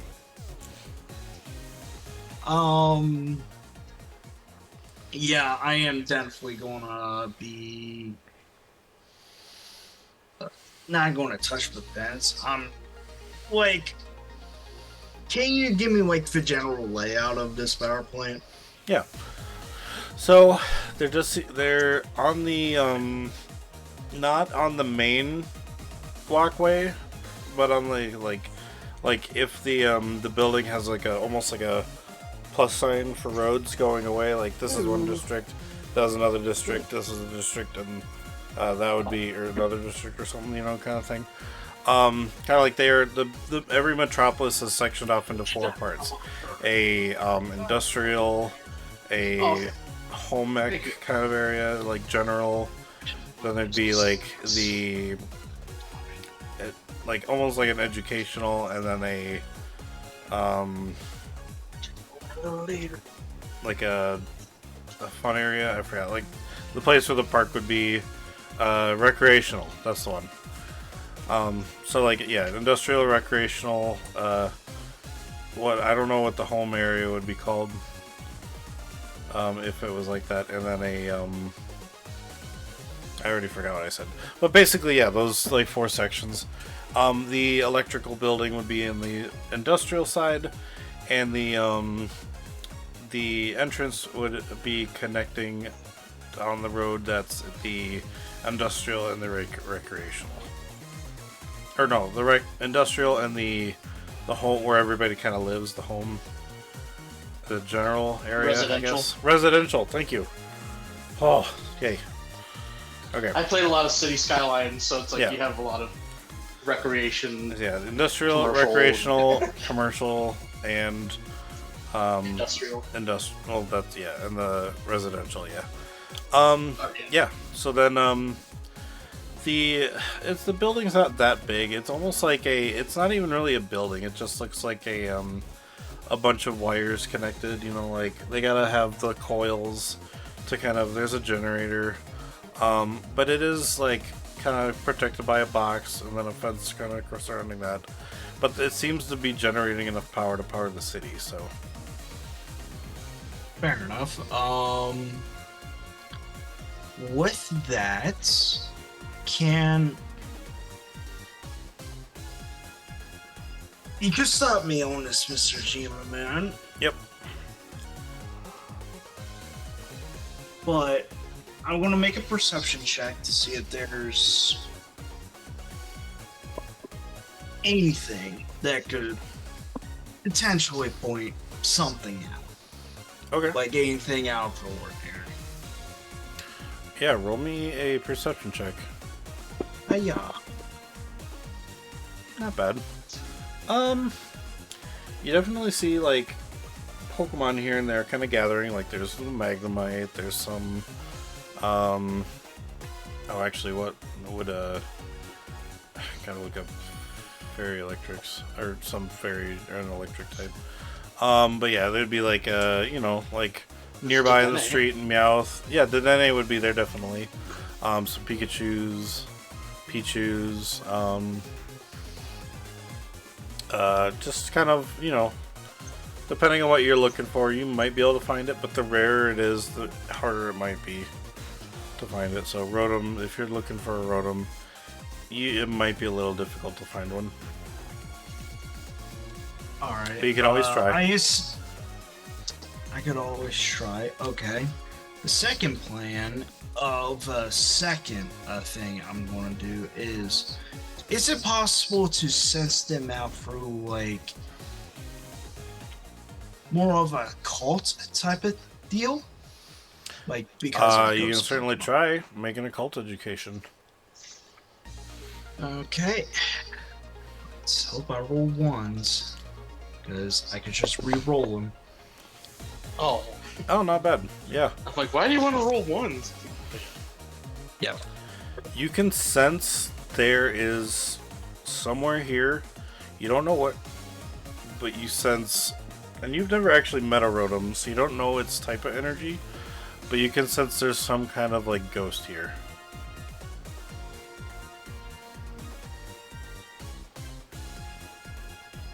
Yeah, which direction? In the building. Okay. So you'll have to go through the fence or go through the front gate to get inside. I assume there's gonna be a guard there, right? Yeah, there'll be a guard.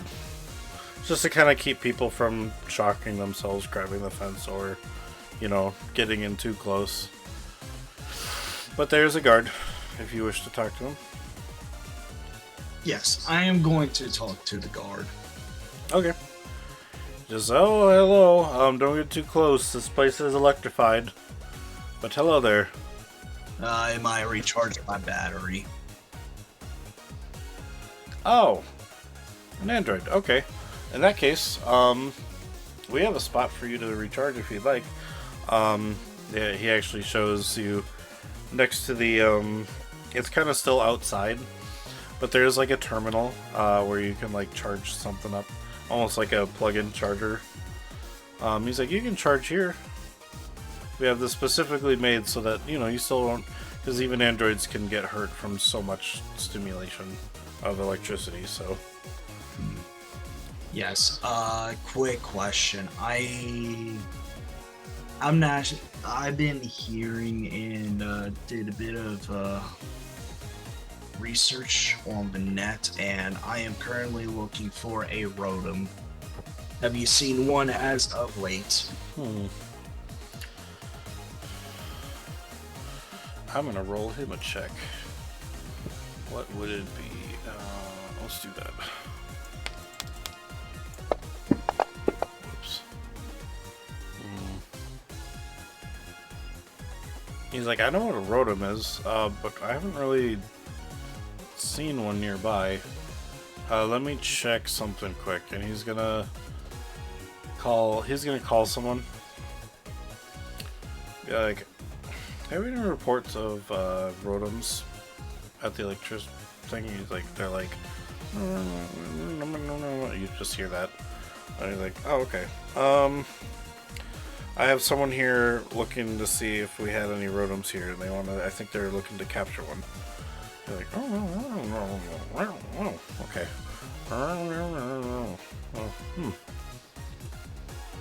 Okay, I guess we can take a look around. Alright, thank you, boss. Alright. Click. Yeah, we got permission to bring you in. I have to walk around with you, though, just so you don't get hurt.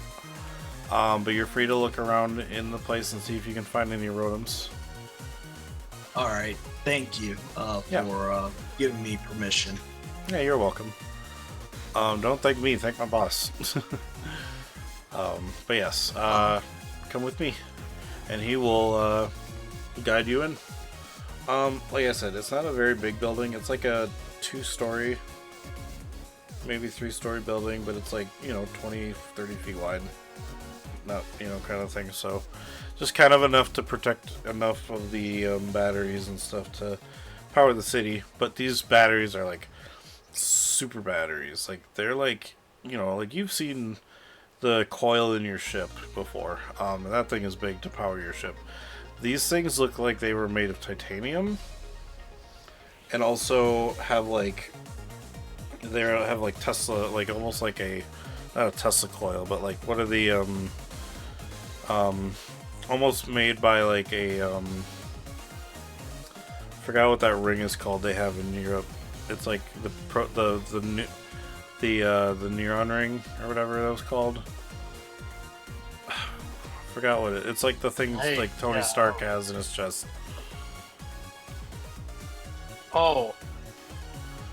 It's a machine that separates atoms and like to create new elements and stuff. But it's not like that. They're basically just using it to make like small electrical super batteries. Kind of like what Rocket had when he was trying to steal those super batteries, that were illegal to take from the one planet. Yeah. Yeah, they basically have some of these that's like, it's enough to power the whole city, but it's still a fairly small building, so that, but yeah, he takes you inside, and this is what you see. It almost looks like a warehouse. There's a set of stairs leading up to a second floor, but the second floor just looks like, like grates and stuff, like walking on mesh kind of thing. So Gotcha. Yep. And he will take a search around with you, but he's still gonna walk with you to make sure you don't touch anything. But yeah, we can at least look around, see if we can see anything. So. Okay. First things first. Going to sense it out with occult. Okay. Roll me another occult education. Yeah. Oh, that's a 1, so Yep. I get to re-roll that. So 16 plus 5. 21. 21. Alright, yeah.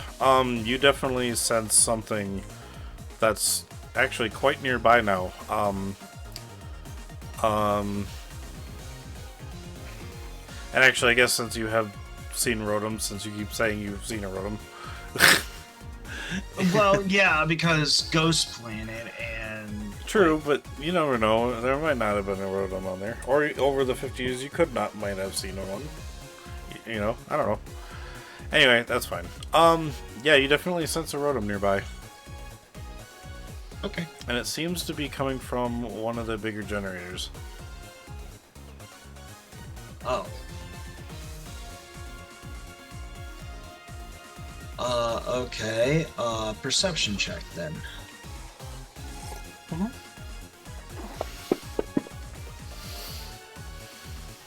13. Not bad. As you walk over to the generator, you kind of look it over. He's like, oh, did you sense something? Yes, there's a Rotom around this generator. Here, let me stand back for a sec. I'll check it out. He's gonna go over to the because he does have a little bit of knowledge with even though he's a guard, he does have knowledge in electrical training. If he needs to fix anything, multi-training. So he goes over to the computer and he kind of types it in. And he's like, click, click, click, click, click, click, click, click, click, click. And he hits the enter button, and it almost seems to like you hear a and it shoots out almost like a jet stream of electricity bouncing around the area, and he has seemed to help eject it out of the thing. You might want to hurry. I don't think he liked that. This Rotom just is like Rotom. This Rotom is green, and Okay. it looks like I'm trying to find the. There it is. Yeah, this Rotom is green, and it because we got shiny and type change. So yeah. Let's see. What would it have as a Rotom? I'm gonna look this up quick. Actually, I gotta do it like this. Sorry, one moment. Oh shoot! I need the Pokedex.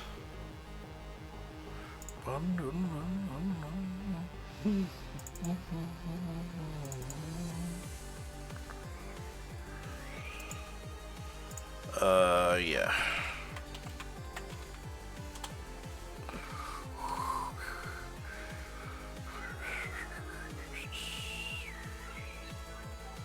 There we go.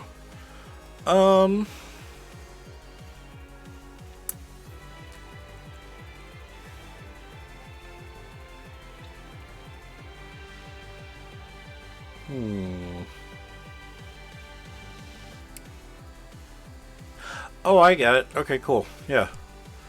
Okay. So, actually, crap. You know what? No, I'm fine with that. Yeah. So this Rotom is green, and it kind of stops itself by clinging to a wall almost with its electricity, and it just kind of like Rotom, Rotom, Rotom, and it just kind of looks at you angry, like Rotom. Okay. First things first. I want to make a charm check to lower to like raise his what do you call it, from being hostile to neutral to friendly and all that other stuff. Gotcha. Okay, make me a charm check. And what do you say to it? Ooh. Oh shit. Well, what do you say? Or what do you do to try and charm it? Like, alright, you might, what is Echo's battery percentage at the moment? Is what? Battery percentage. Battery percentage. Yes. We haven't really been keeping track of that. I just figure it's like your sleep meter. You know, like whenever you go to sleep, that's when you recharge, kind of thing. So, if you don't sleep, you can essentially stay up, but it's like if exhaustion happens, like with other, like how it happens with others, it still happens with you, but you kind of just almost like not really short out, but you get weaker in the sense of kind of like how a human gets weaker when they stay awake for too long. Okay. What is it's currently, what time is it in right now? see. I think you got there sometime in the morning. I would say I think it's like 1 or 2 o'clock in the afternoon. Okay, so plenty of battery. And I could just charge up easy. Echo. Rotom! Echo would just hold up their hands in a non-threatening way. Then reaches behind like where their data jack is, because they have a data jack. Pulls out pulls out the wire and offers it. And yeah, with that roll, he did not like you pulling out something unknown to him. So he goes, Rotom, and he takes the lightning bolt arms that he's got, and almost essentially, like, they turn into, like, at the ends of the bolts, kind of almost split off into multiple bolt, like, almost like fingers. And he's gonna grab both of your arms with using Electro Web. It's a shame this Rotom doesn't know how to speak. It's not lit. So I'm just gonna see what Rotom has for a athletics. Because, yeah. Not that much. No, I know. We'll see. Rotom. He's still gonna try. Yeah, it's not that much. But he'll still try. 1d6. Yeah, it's a 2. So he just kind of wraps his arms around you, your wrists, but you're free to like do whatever you want still. He's kind of just got you. It's not damaging, it's just, theater of the mind. He just wrapped his arms around your arms. And he's like trying to be like, like fight you with it.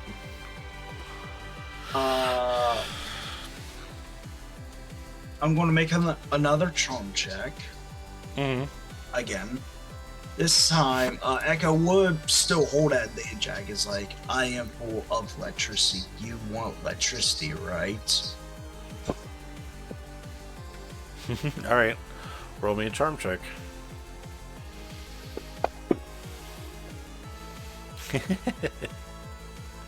10. He hears what you say and he's like, yeah, Rotom, and he kind of like almost he almost like the green part of him kind of disappears and goes down the arms of his thing, and so he kind of like pulls himself in. I need you to roll me a focus check. Someone's getting possessed. Oh damn. Or not. Alright. Yeah, I'm gonna have to see. Oh damn. Okay, yeah. So yeah, you kind of like, when he gets in close, you see he's like trying to like, he's trying to travel down his electricity to connect to you. You kind of like, almost like,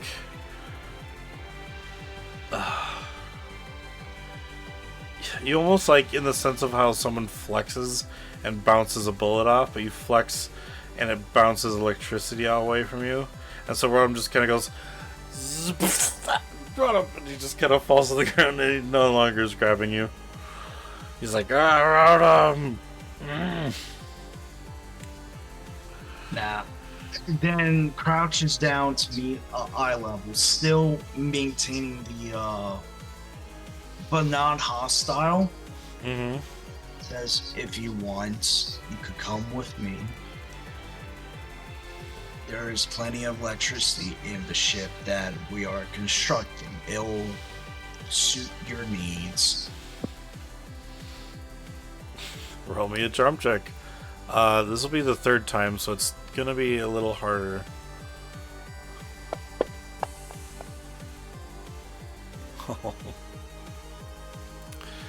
He just looks at you and he goes, Rotom! Rotom! And he's gonna jump into the generator he was in before. He's like, God, the other guy's just like, oh no, God dang it, oh shoot. Here, let me try again. And he's gonna try a focus check to see if he can successfully get this Rotom out again. It's gonna take a little time, but he thinks he's got it. But yeah, you have something. If you've got something you want to do, Well, I did say, this Rotom is feisty. oh yeah, he is feisty. Alright.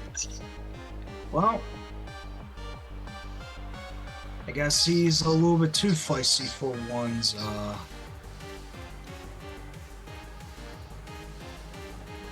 for a one, thing. So I am going to, pull out, Obsidian.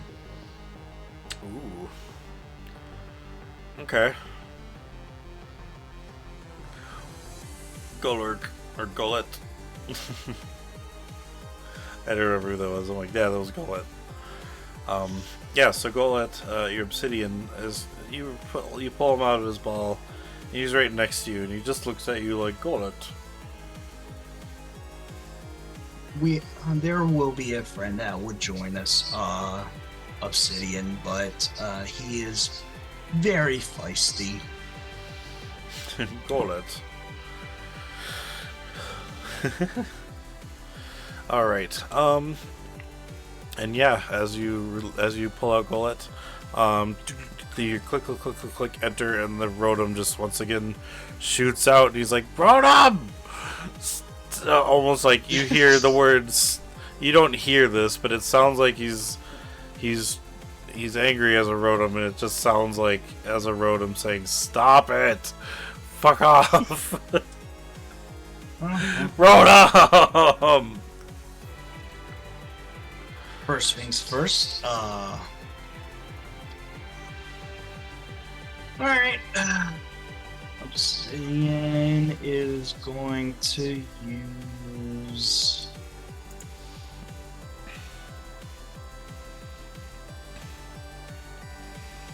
You know what? Let's do Shadow Ball. No, not Shadow Ball. Energy Ball. Not Shadow Ball. Okay. Since we are at the end of the mine, you can roll to do the hit, but damage will be based on, just kind of not actual real damage for this case because we don't have a map or anything. So, let me see. Yeah, it's an Energy Ball, so grass Yeah. special. Ooh. Okay, that would hit. Assuming, what's the AC on it? 2. Okay, yeah, that would definitely hit. All right, so yeah, as Rotom gets ejected, Obsidian just kind of goes Golett, and just shoots out this energy ball, and it goes. Hey, Obsidian is our only Pokemon that doesn't say his name. Oh, that's true. Fine, I did say that. Finally, fine. Obsidian, boom! As he shoots this energy ball out, and Rotom takes the hit, and he's like, Rotom, Rotom, ha, Rotom, and it doesn't seem to do much. Yeah, I know. Smug git. Rotom is going to, he's actually gonna, okay, yeah. He's gonna return the favor and take the energy from the ball that you shot at him and kind of redirect it and make it into a Electro Ball. At who? Oh no, they're playing Ganon Ball. At Obsidian. He's ground type, isn't he? Oh. Yes. Fuck, I forgot Yes. about that. Thought he was Rock Ghost, so I was like, no! But yeah, he shoots an Electro Ball at Obsidian, and Obsidian just goes, Obsidian. Just stands there like nothing happened. And he's just, Rotom gets that teardrop sweat and goes, Rotom, uh-oh. Like, oh no. Okay. You're up next. As he failed to do what he did. Alright. Me as a trainer, I'm going to do Hypnosis. Obsidian, if Hypnosis fails, I'm going to do Mud Slap. Okay. Well, you'll have to do it in 2 different turns, because... Which one first? I guess it'll be me. No, I mean Hypnosis or Mud Slap. Hypnosis. Okay. Plus 6. Okay, so that'll be a 3 speed EV. So, Or no, wait. Sorry. Oh yeah, I guess true. What is the AC on a hypnosis? 6. 6? Okay. So that, yeah, 9. So that'll fail. As he kind of almost like moves around the hypnosis lines and doesn't go to sleep. And he's like, Rotom. And Rotom is going to summon basically what looks to be a fake Rotom.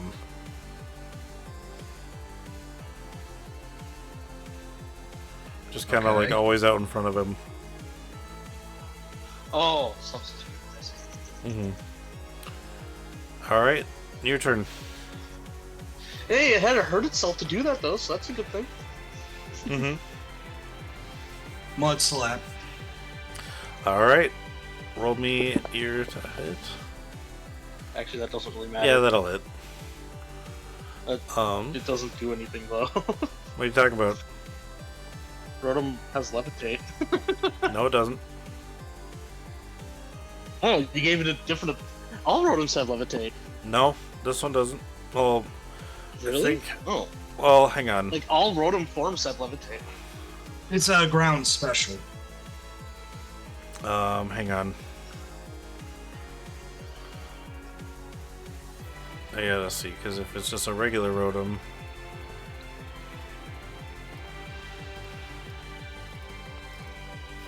Hang on. Rotoms in their appliance farm retain most of the same basic energy as normal form. Okay. Yeah, every appliance of Rotom has levitate. Which is why flying Rotom is unfortunately kind of useless, because it already is immune to ground. Oh, it doesn't say that on here. It says basic ability Poltergeist, advanced ability 1, 2, 3, static motor drive Volt Absorb, and then high ability is Sequence. It doesn't say on the Pokedex that it has levitate. Oh, weird. Okay. Yeah. Strange. No, it's appliance forms. It should have the only ability that Rotom's ever had. Well, unless it says in the core rulebook somewhere like that, but in the Pokedex it doesn't say anything like that. So it's weird. It is weird, yeah. Huh. Okay. Yeah, All that's right. strange, because usually they give other abilities to Pokemon, but they never get rid of the only one that they ever usually have. Yeah, because otherwise its only basic thing ability Rotom would gets. be the. Otherwise, yeah, its basic ability would be the. Would be levitate because it only has the one basic ability, but you know. Yeah. So yeah, that'll hit. And he just looks like, oh, Rotom, Rotom. Actually, hang on. I gotta do something quick. Electric. Oh, okay, actually. Yeah, he gets hit by it, but he doesn't like sound as in pain as you thought he would. It's still like not like like he just shrugs it off, but you know, it's like a neutral, Rotom. effective. Yeah.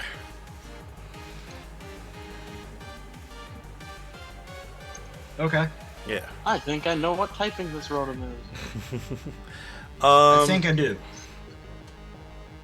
Yeah. So this Zen Rotom, he's gonna get closer, and he's going to then almost like, because I don't know how he kind of turns at Obsidian, and he starts spinning his electric arms almost in a leaf-like shape and starts shooting a wind at you, and he's gonna use Ominous Wind. Oh, Ouch. Yeah. just hope that it doesn't Omni Boost. Hang on. It's a special, right? I believe so. yes.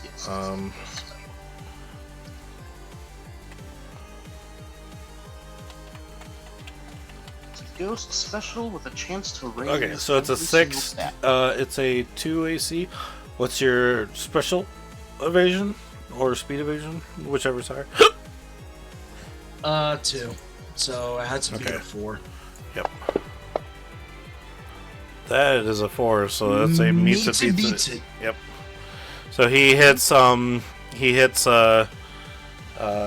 Obsidian with the ominous wind.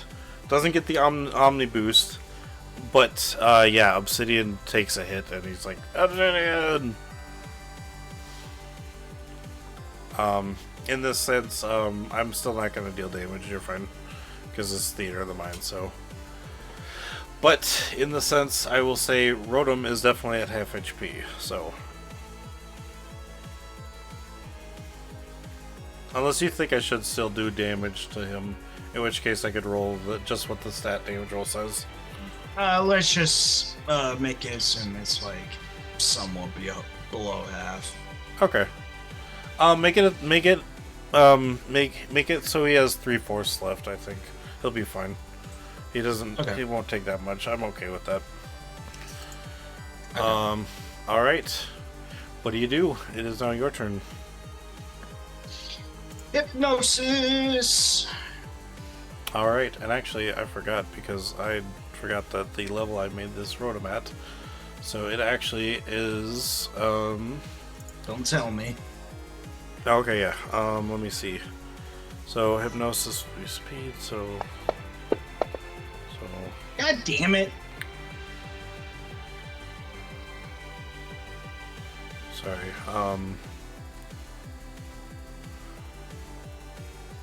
maybe 7? No, sorry, oh yeah, that's my brain, okay, yeah, it would still mess with that 8. Oh, I put Did a you roll a 10 plus in 10 it on by there? accident. Yeah, Oh. I can't re-roll that. At least that's Fine, I'll let you reroll it, that's fine. Oh! That's a natural fucking 1. Yeah, I should not. I'm having the worst luck with this Rotom. Yeah, I was gonna say you miss. I was gonna make an effect happen, but that's fine. It just naturally misses. Alright. Yeah. I mean, you could technically throw a Pokeball if you wanted to. He's at half HP, but what do you do? I guess I'll throw a Pokeball. Fuck it. I got a Great Ball, so let's use that. Okay. Let me do my capture rates quick. So 100. What modifier was my Boom Ball, by the way? It was a plus 10, I think, if it was catching a Pokemon with the sound, like, capability, like a sound kind of relation to it. Since Rotom isn't a sound base, it would just be a regular Pokeball. I kind of figured. I just wanted to make sure. Yep, all good. I need to get my calculator. Okay, so... Okay, so... 100...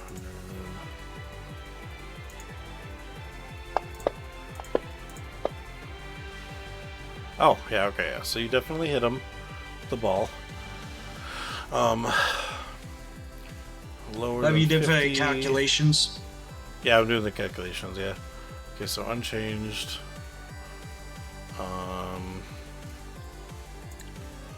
It does no evolutions remaining, so subtract 10. Oops, alright. And then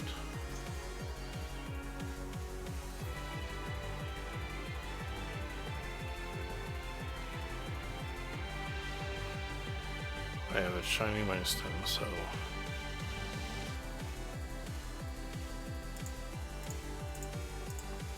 okay. 76. You go to throw your Pokeball at it and you hit him, it goes in, it immediately breaks out. This thing is stubborn as fuck. Rotom! So stubborn.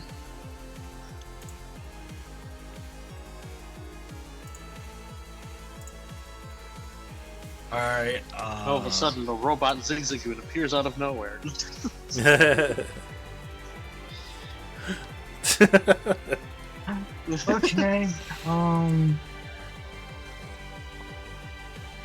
Let's see. Rotom is going to.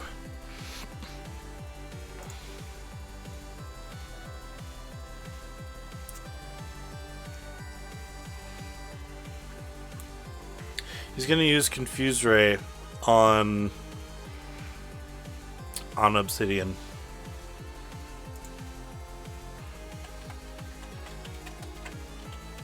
Okay. AC2. And you said AC2. What's the speed, Ave? 2. Okay. Ooh, 18. Alright. Obsidian is confused.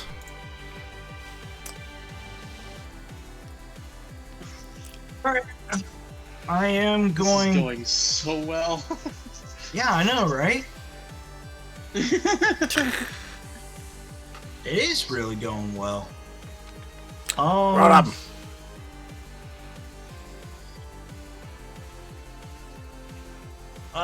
I am going to.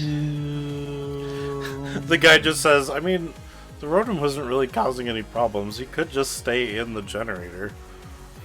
I'm going to throw another Pokeball. Fuck it. I think that one actually misses.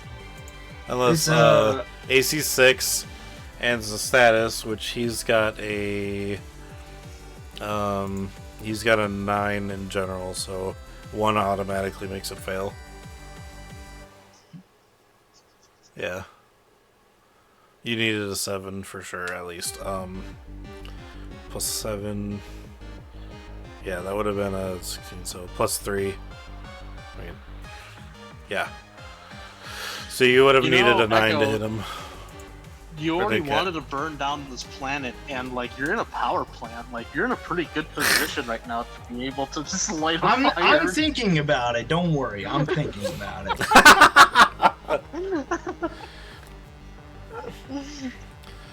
I mean, you can roll. Do you have? I'm not gonna. I don't ever want to suggest it because it has to be you. You guys never make Pokemon education rolls to see about things. Like, because it determines level. You can find out a Pokemon. 2d6. Oh, what am I true. gonna do?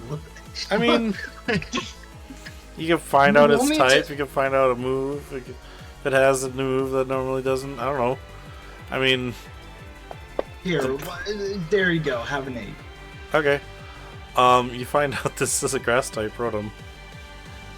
Okay. Electric grass type. As a normal Rotom, too. Okay, I was thinking bug. Nope, it's a grass type. But yeah, And it's shiny. makes sense too.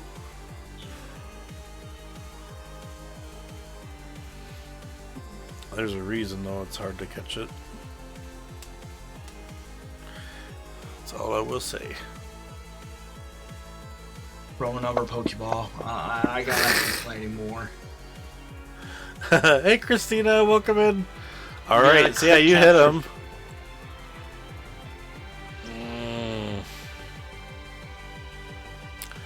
Okay, so from what I had before, because even though, so yeah,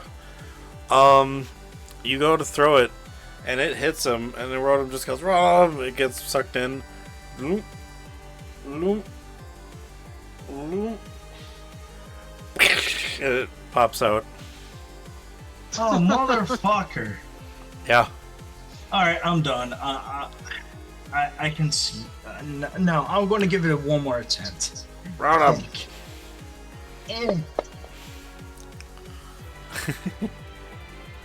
Alright, you go to hit him. First, he does get an opportunity to do something, because it is technically his turn. Yeah, go ahead. Go ahead. Sorry. Very good. And it is a scene, so yeah, he can do it.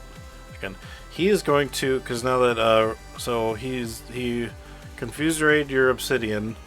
You keep throwing Pokeballs at him, and he's kind of annoyed by it. He's gonna try and confuse Ray you with his last confuse Ray. 11 on an AC2. What is it? 2? Yeah, with status evasion. Where do I? Oh, it's a 3. Okay. So yeah, you beat a 5. So yep. River or Echo, you are now confused. Oh. Oh, Christina or Schoolia to aid in the next attempt. Okay. So Echo, add a plus 10 on your sheet just for because that'll be the next capture throw you make. But right now you are confused, and I then need you to make a confusion roll. What's my confusion rolls real quick? It's a Confusion. D20, but Yeah, it's confused at the beginning of their turn. Confused target must roll a save check 1 through 8. Confused target hits himself using a struggle attack as a standard action. No other actions. 9 through 15. Target acts normally. 16 or higher, you're cured. You strike yourself with a physical struggle attack. You're kind of in a flail, punch yourself. Oh my This I will God. actually have you roll your struggle attack to damage yourself. Sorry. It's fine. I just wonder what this worker is thinking. Like, what the fuck is happening? Like, this Rotom is crazy. Kicking my ass, apparently.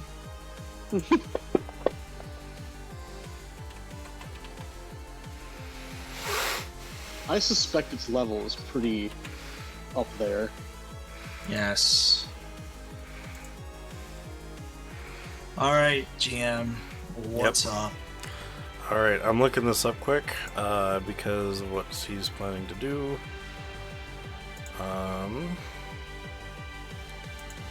shit, there's more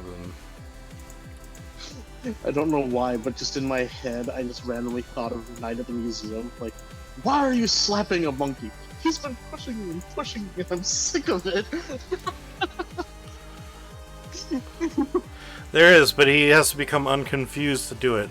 And so depending on what happens, I'm trying to figure out where this rule is. Because I know it has to be some kind of roll. Hopefully that works. Maybe that one.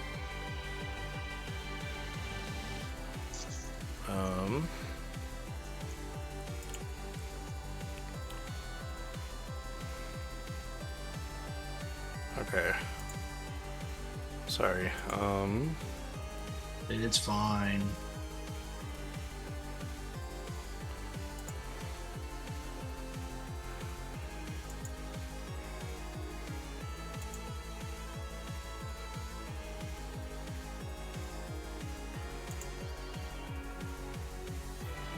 You know, Rotoms do thrive on annoying the shit out of others. There's no Like, they are rules for literally this that I like can find. pranksters and like, well, Okay. basically poltergeists. Guardian's Insight. Okay. Christina. I guess you could tell. So while because it's kind of bouncing off the walls from before, it wasn't able to fully get out. Your insight bonus is that was done before you rolled the last time. Oh, okay. I mean, he'll still get it would have been an 8, yes, but it's no. So the it doesn't go to his roll now. It goes to the rate. So the plus actually makes sense now, because if I had the number plus 10, would then make it easier for him to catch it. But it's the 18 still didn't catch, so it's like, but so he'll have that plus 10 now. But yes, Christina's Guardian Insight to you, River. Even though you're confused, you can kind of tell this Rotom is trying to figure out a way to run away and get away. And that's why I was trying to find the rules of running away rules, but I can't find him. So in that sense of me trying to figure that out, he's trying to get away, and he can't seem to find a way out right now. But yeah, so it goes back to your turn as he wastes his time trying to figure that out.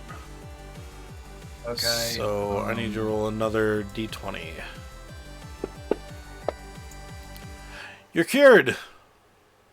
You're no longer confused. Actually, roll for Obsidian twice also. The Guardian I kinda Insight actually cured you of confusion. Oh, yeah. Natural 20 and the 18. So yeah, first sure on that turn before. And then the second turn you got so you both are unconfused now. No longer confused. Yep. You would have just been confused before or after Obsidian, so you wouldn't have been able to command him. Okay, I'm gonna do Energy Ball again. Okay.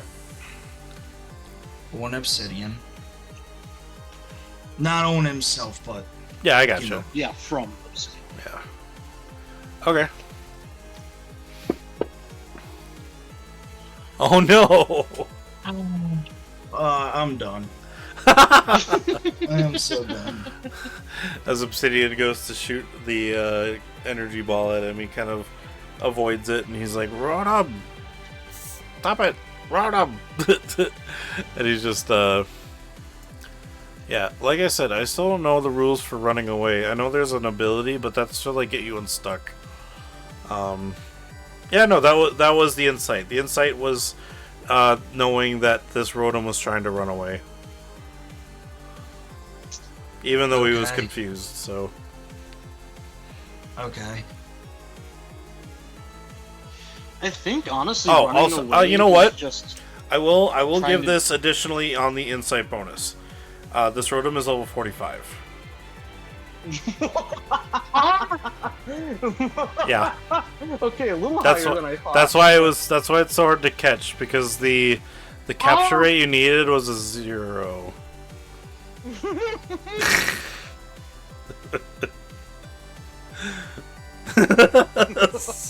I was thinking like... That's why he was able to use 25 to 28, but yeah, not 45.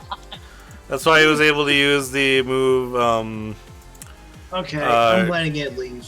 Electro That Ball. was a waste of my goddamn time. Well, hey, I mean, you did get what you wanted. You found a Rotom. Yeah, I found a Rotom, but I did not expect it to be that high level. Shots is Oh god, dying. you're killing me. You're killing me. Alright, you let it go then? Okay, so Yes, Rotom has I'm its- letting it go. kinda bouncing that was around. not worth.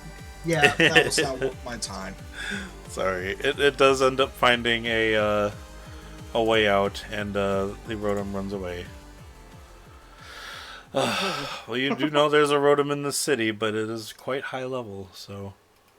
Yep. No, I'm calling back Obsidian, and Jeez. Echo's going to concede defeat. Looks defeated as all hell. Okay. So Hey, you do still get to keep the +10 on the next capture rate roll for you, though, so... Echo unlocked another new emotion. Frustration. frustration. Alright. Echo learned a new move via learning the emotion. Frustration. Actually, you know what? Roll me a focus check.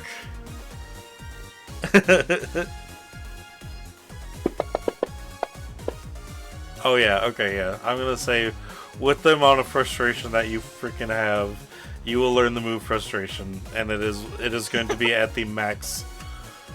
Anytime you use the move, it'll be at maximum frustration level. Or I guess depending on how like angry you are at the time, is what the damage roll will be for that move.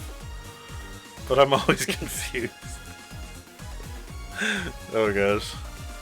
So yeah, at least you got something out of it. This planet has definitely maxed out the frustration for Echo. Like, as long as Echo's on this planet, it's gonna be maxed. That's funny. Yes. All right. So with the running away of the Rotom, I'm going to swap it over to Johnny, to Henry, because we haven't had anything happen with him today. So we're gonna end it with you today, Henry. You were at the you were at the greenhouse last time we found you. What are you up to now? That is a great question. What else is there in the city? There is a residential district, a industrial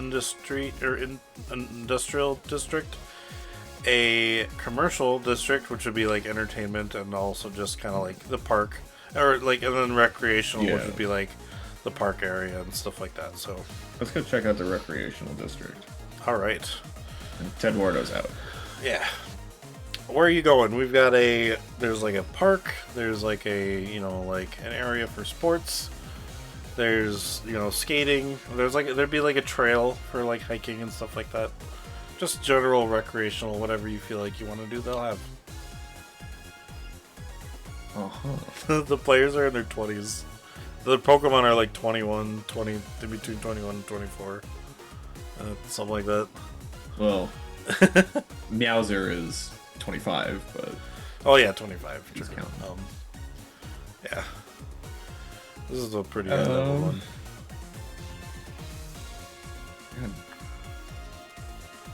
I actually don't know. Well, I don't know what let's he'd be switch up the interested- moment, and maybe it'll help you think with this nice moment theme. Yeah.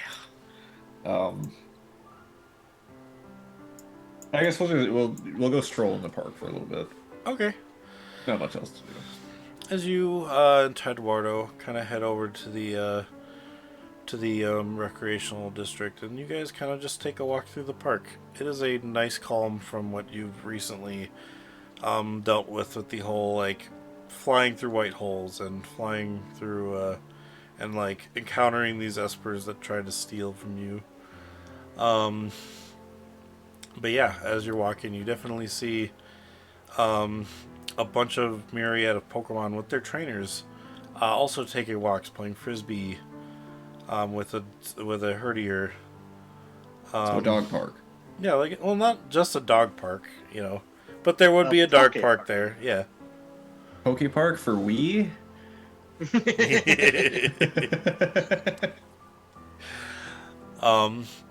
As you're taking a walk through, there's definitely like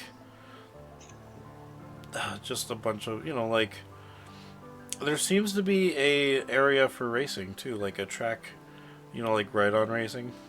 Yeah. Yeah. But It's a shame I'm not a rider. And I have no Pokemon for that either. Yeah, I they're guess already on the technically road. Torracat, but Torracat's a little small. You just ride on his shoulder as he just runs. That'd be funny. Torracat, sorry. I was thinking Yeah, I was gonna say Torracat's a quadruped, man. Yeah. I was thinking of Incineroar. Incineroar, but yeah. Incineroar would like carry you like a baby, like Machamp does. In that No, as a he'd Pokemon. absolutely shoulder you on his bicep. True. Actually, yeah, that's a good point. Never mind. Yeah. There seems to be a little area, like a park, like play area, like a playground. There's some swings attached to some trees. Just Are they Baseball diamond? yeah, they're empty. Kind of swinging I'm gonna back push and forth Tedwardo on between this the one wind. set. Okay, Aw. We're gonna have Put a him bonding up. experience today. nice. He looks at you and he goes, Tedwardo, and then you pick him up and put him in the swing. He grabs it with his claws and he's like, yeah, Tedwardo, Little teddy bear. and like push me. And he's just sitting there like, do it. The The red light district. Christina, no. Christina, no. I mean, there probably is one. That is I'm sure part of there is. recreation. That'd probably be in the No. commercial. That'd probably be in the commercial area. Yeah, some hidden Well, bag. actually, I'm not true, gonna. You know too. what? No, we're not going there. Yeah. Roll me an athletics check. I don't know, Robert's kind of pent up, Athletics. I mean, if you don't want to, it's fine. You can just push. No, it. I'm good. Athletics is actually pretty good for me. Oh, yeah.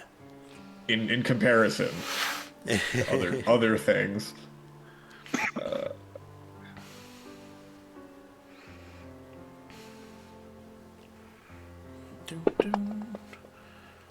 Hey, 12, nice. Yeah, so you give him a good push and give him a good head start.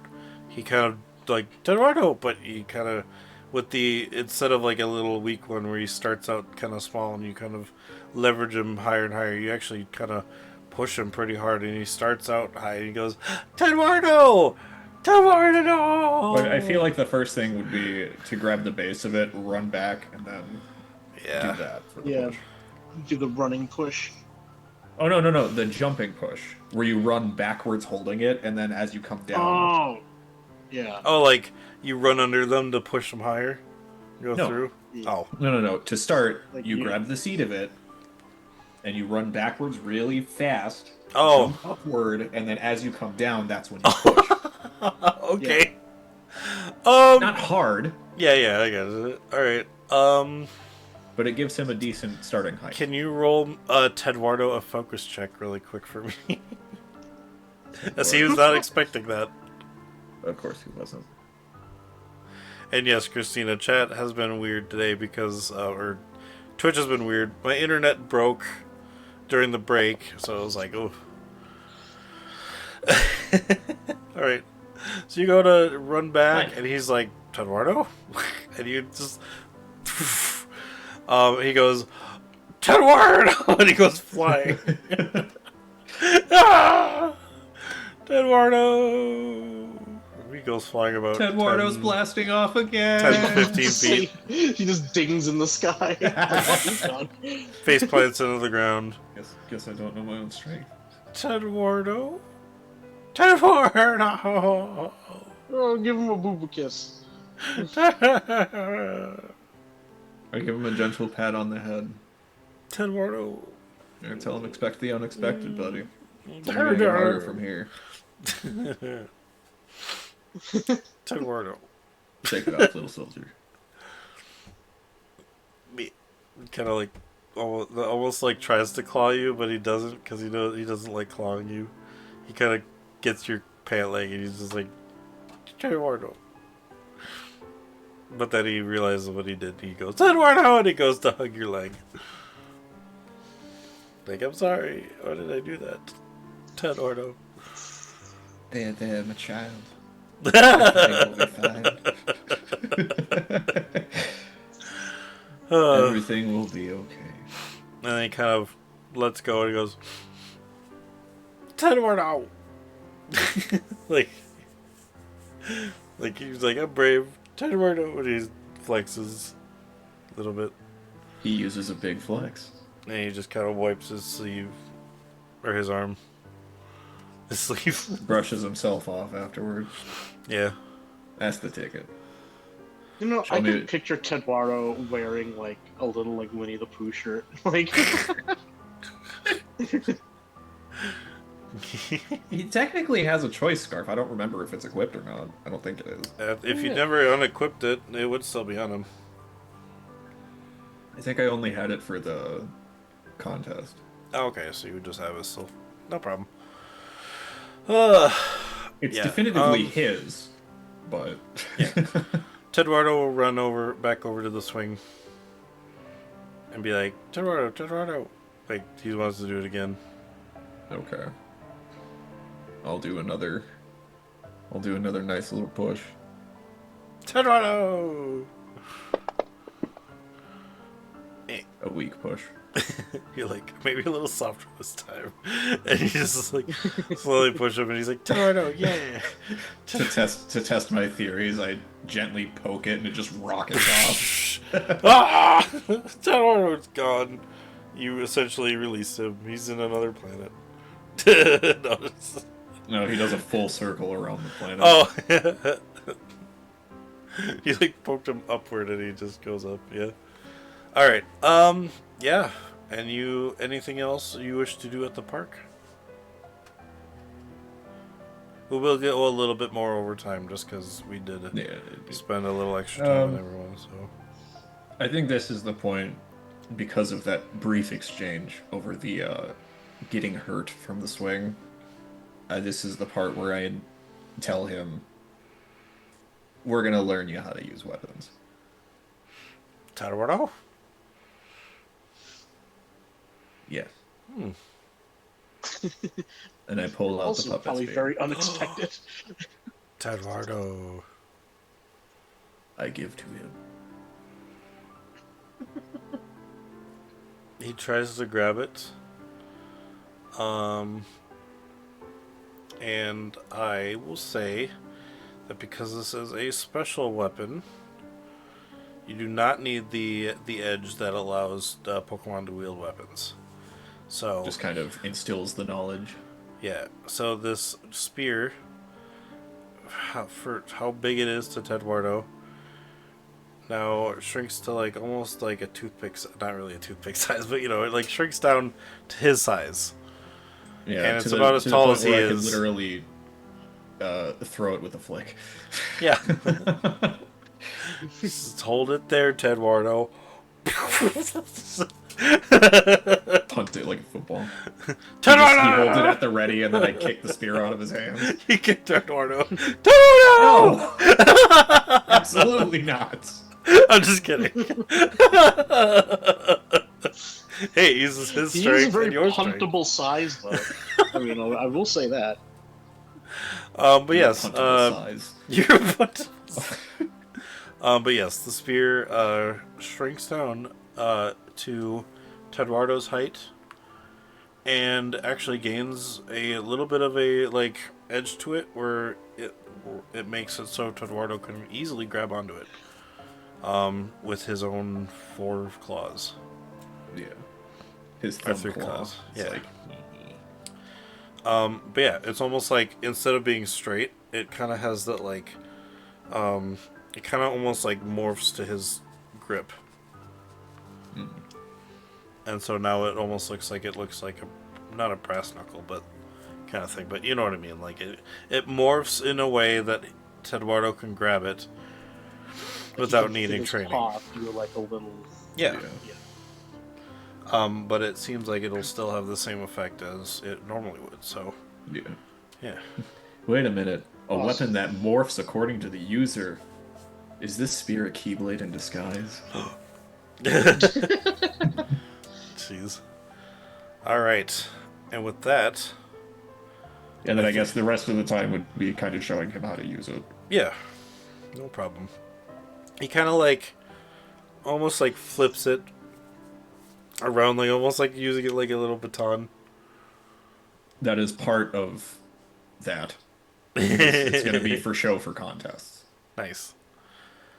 And I will say right before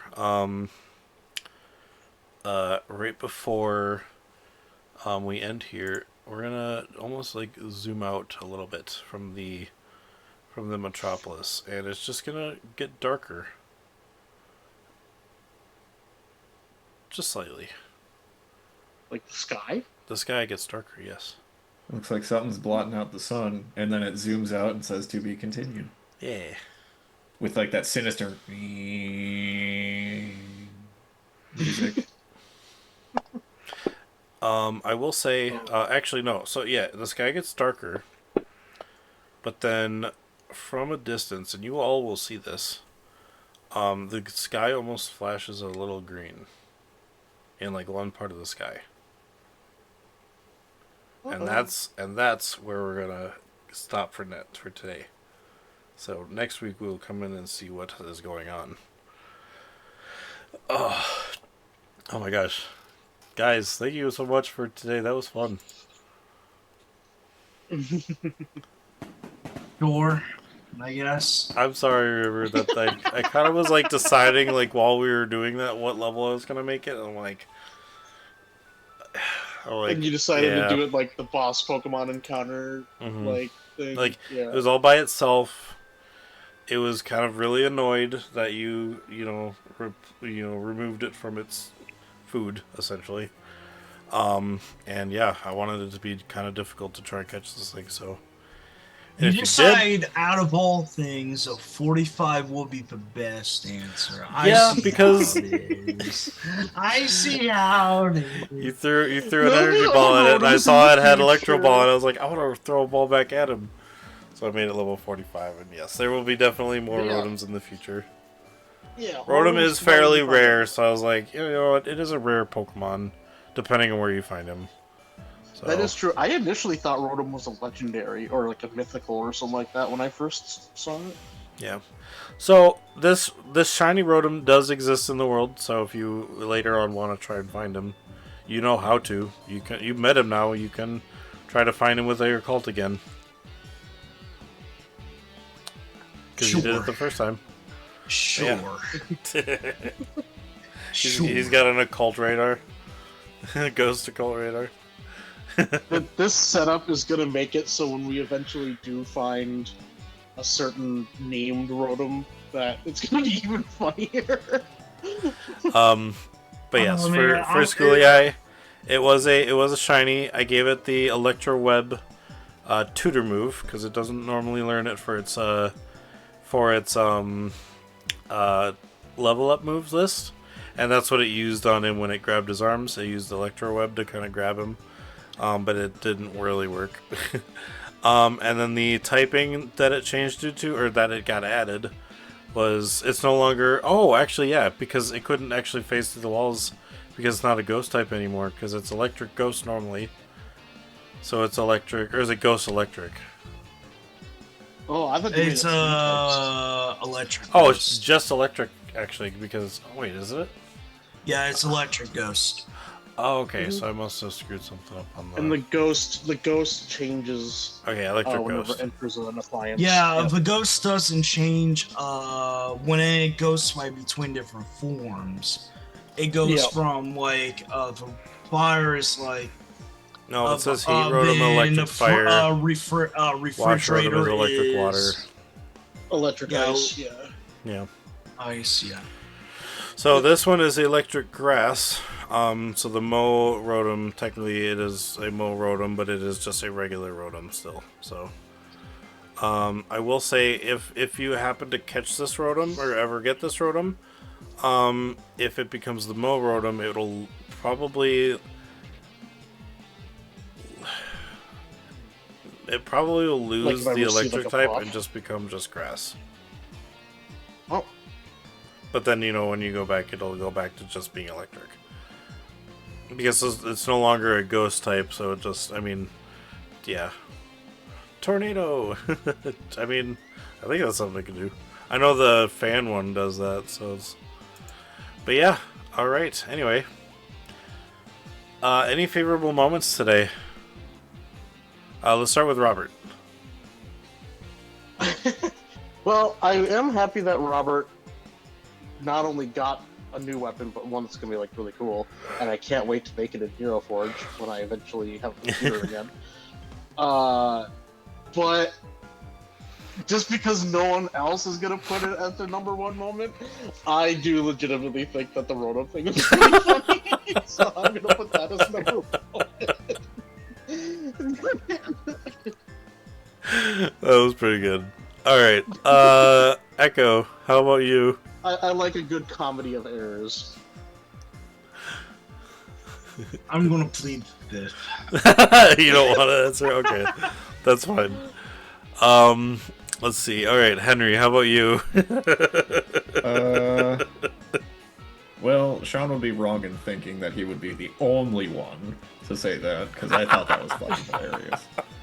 Then I'm gonna- revealing level 45 I'm out gonna- of nowhere. I'm gonna clip that moment. I'm gonna go clip the level 45 Yeah, reveal, and everybody will be like, that reveal what the was- fuck? That reveal was so funny.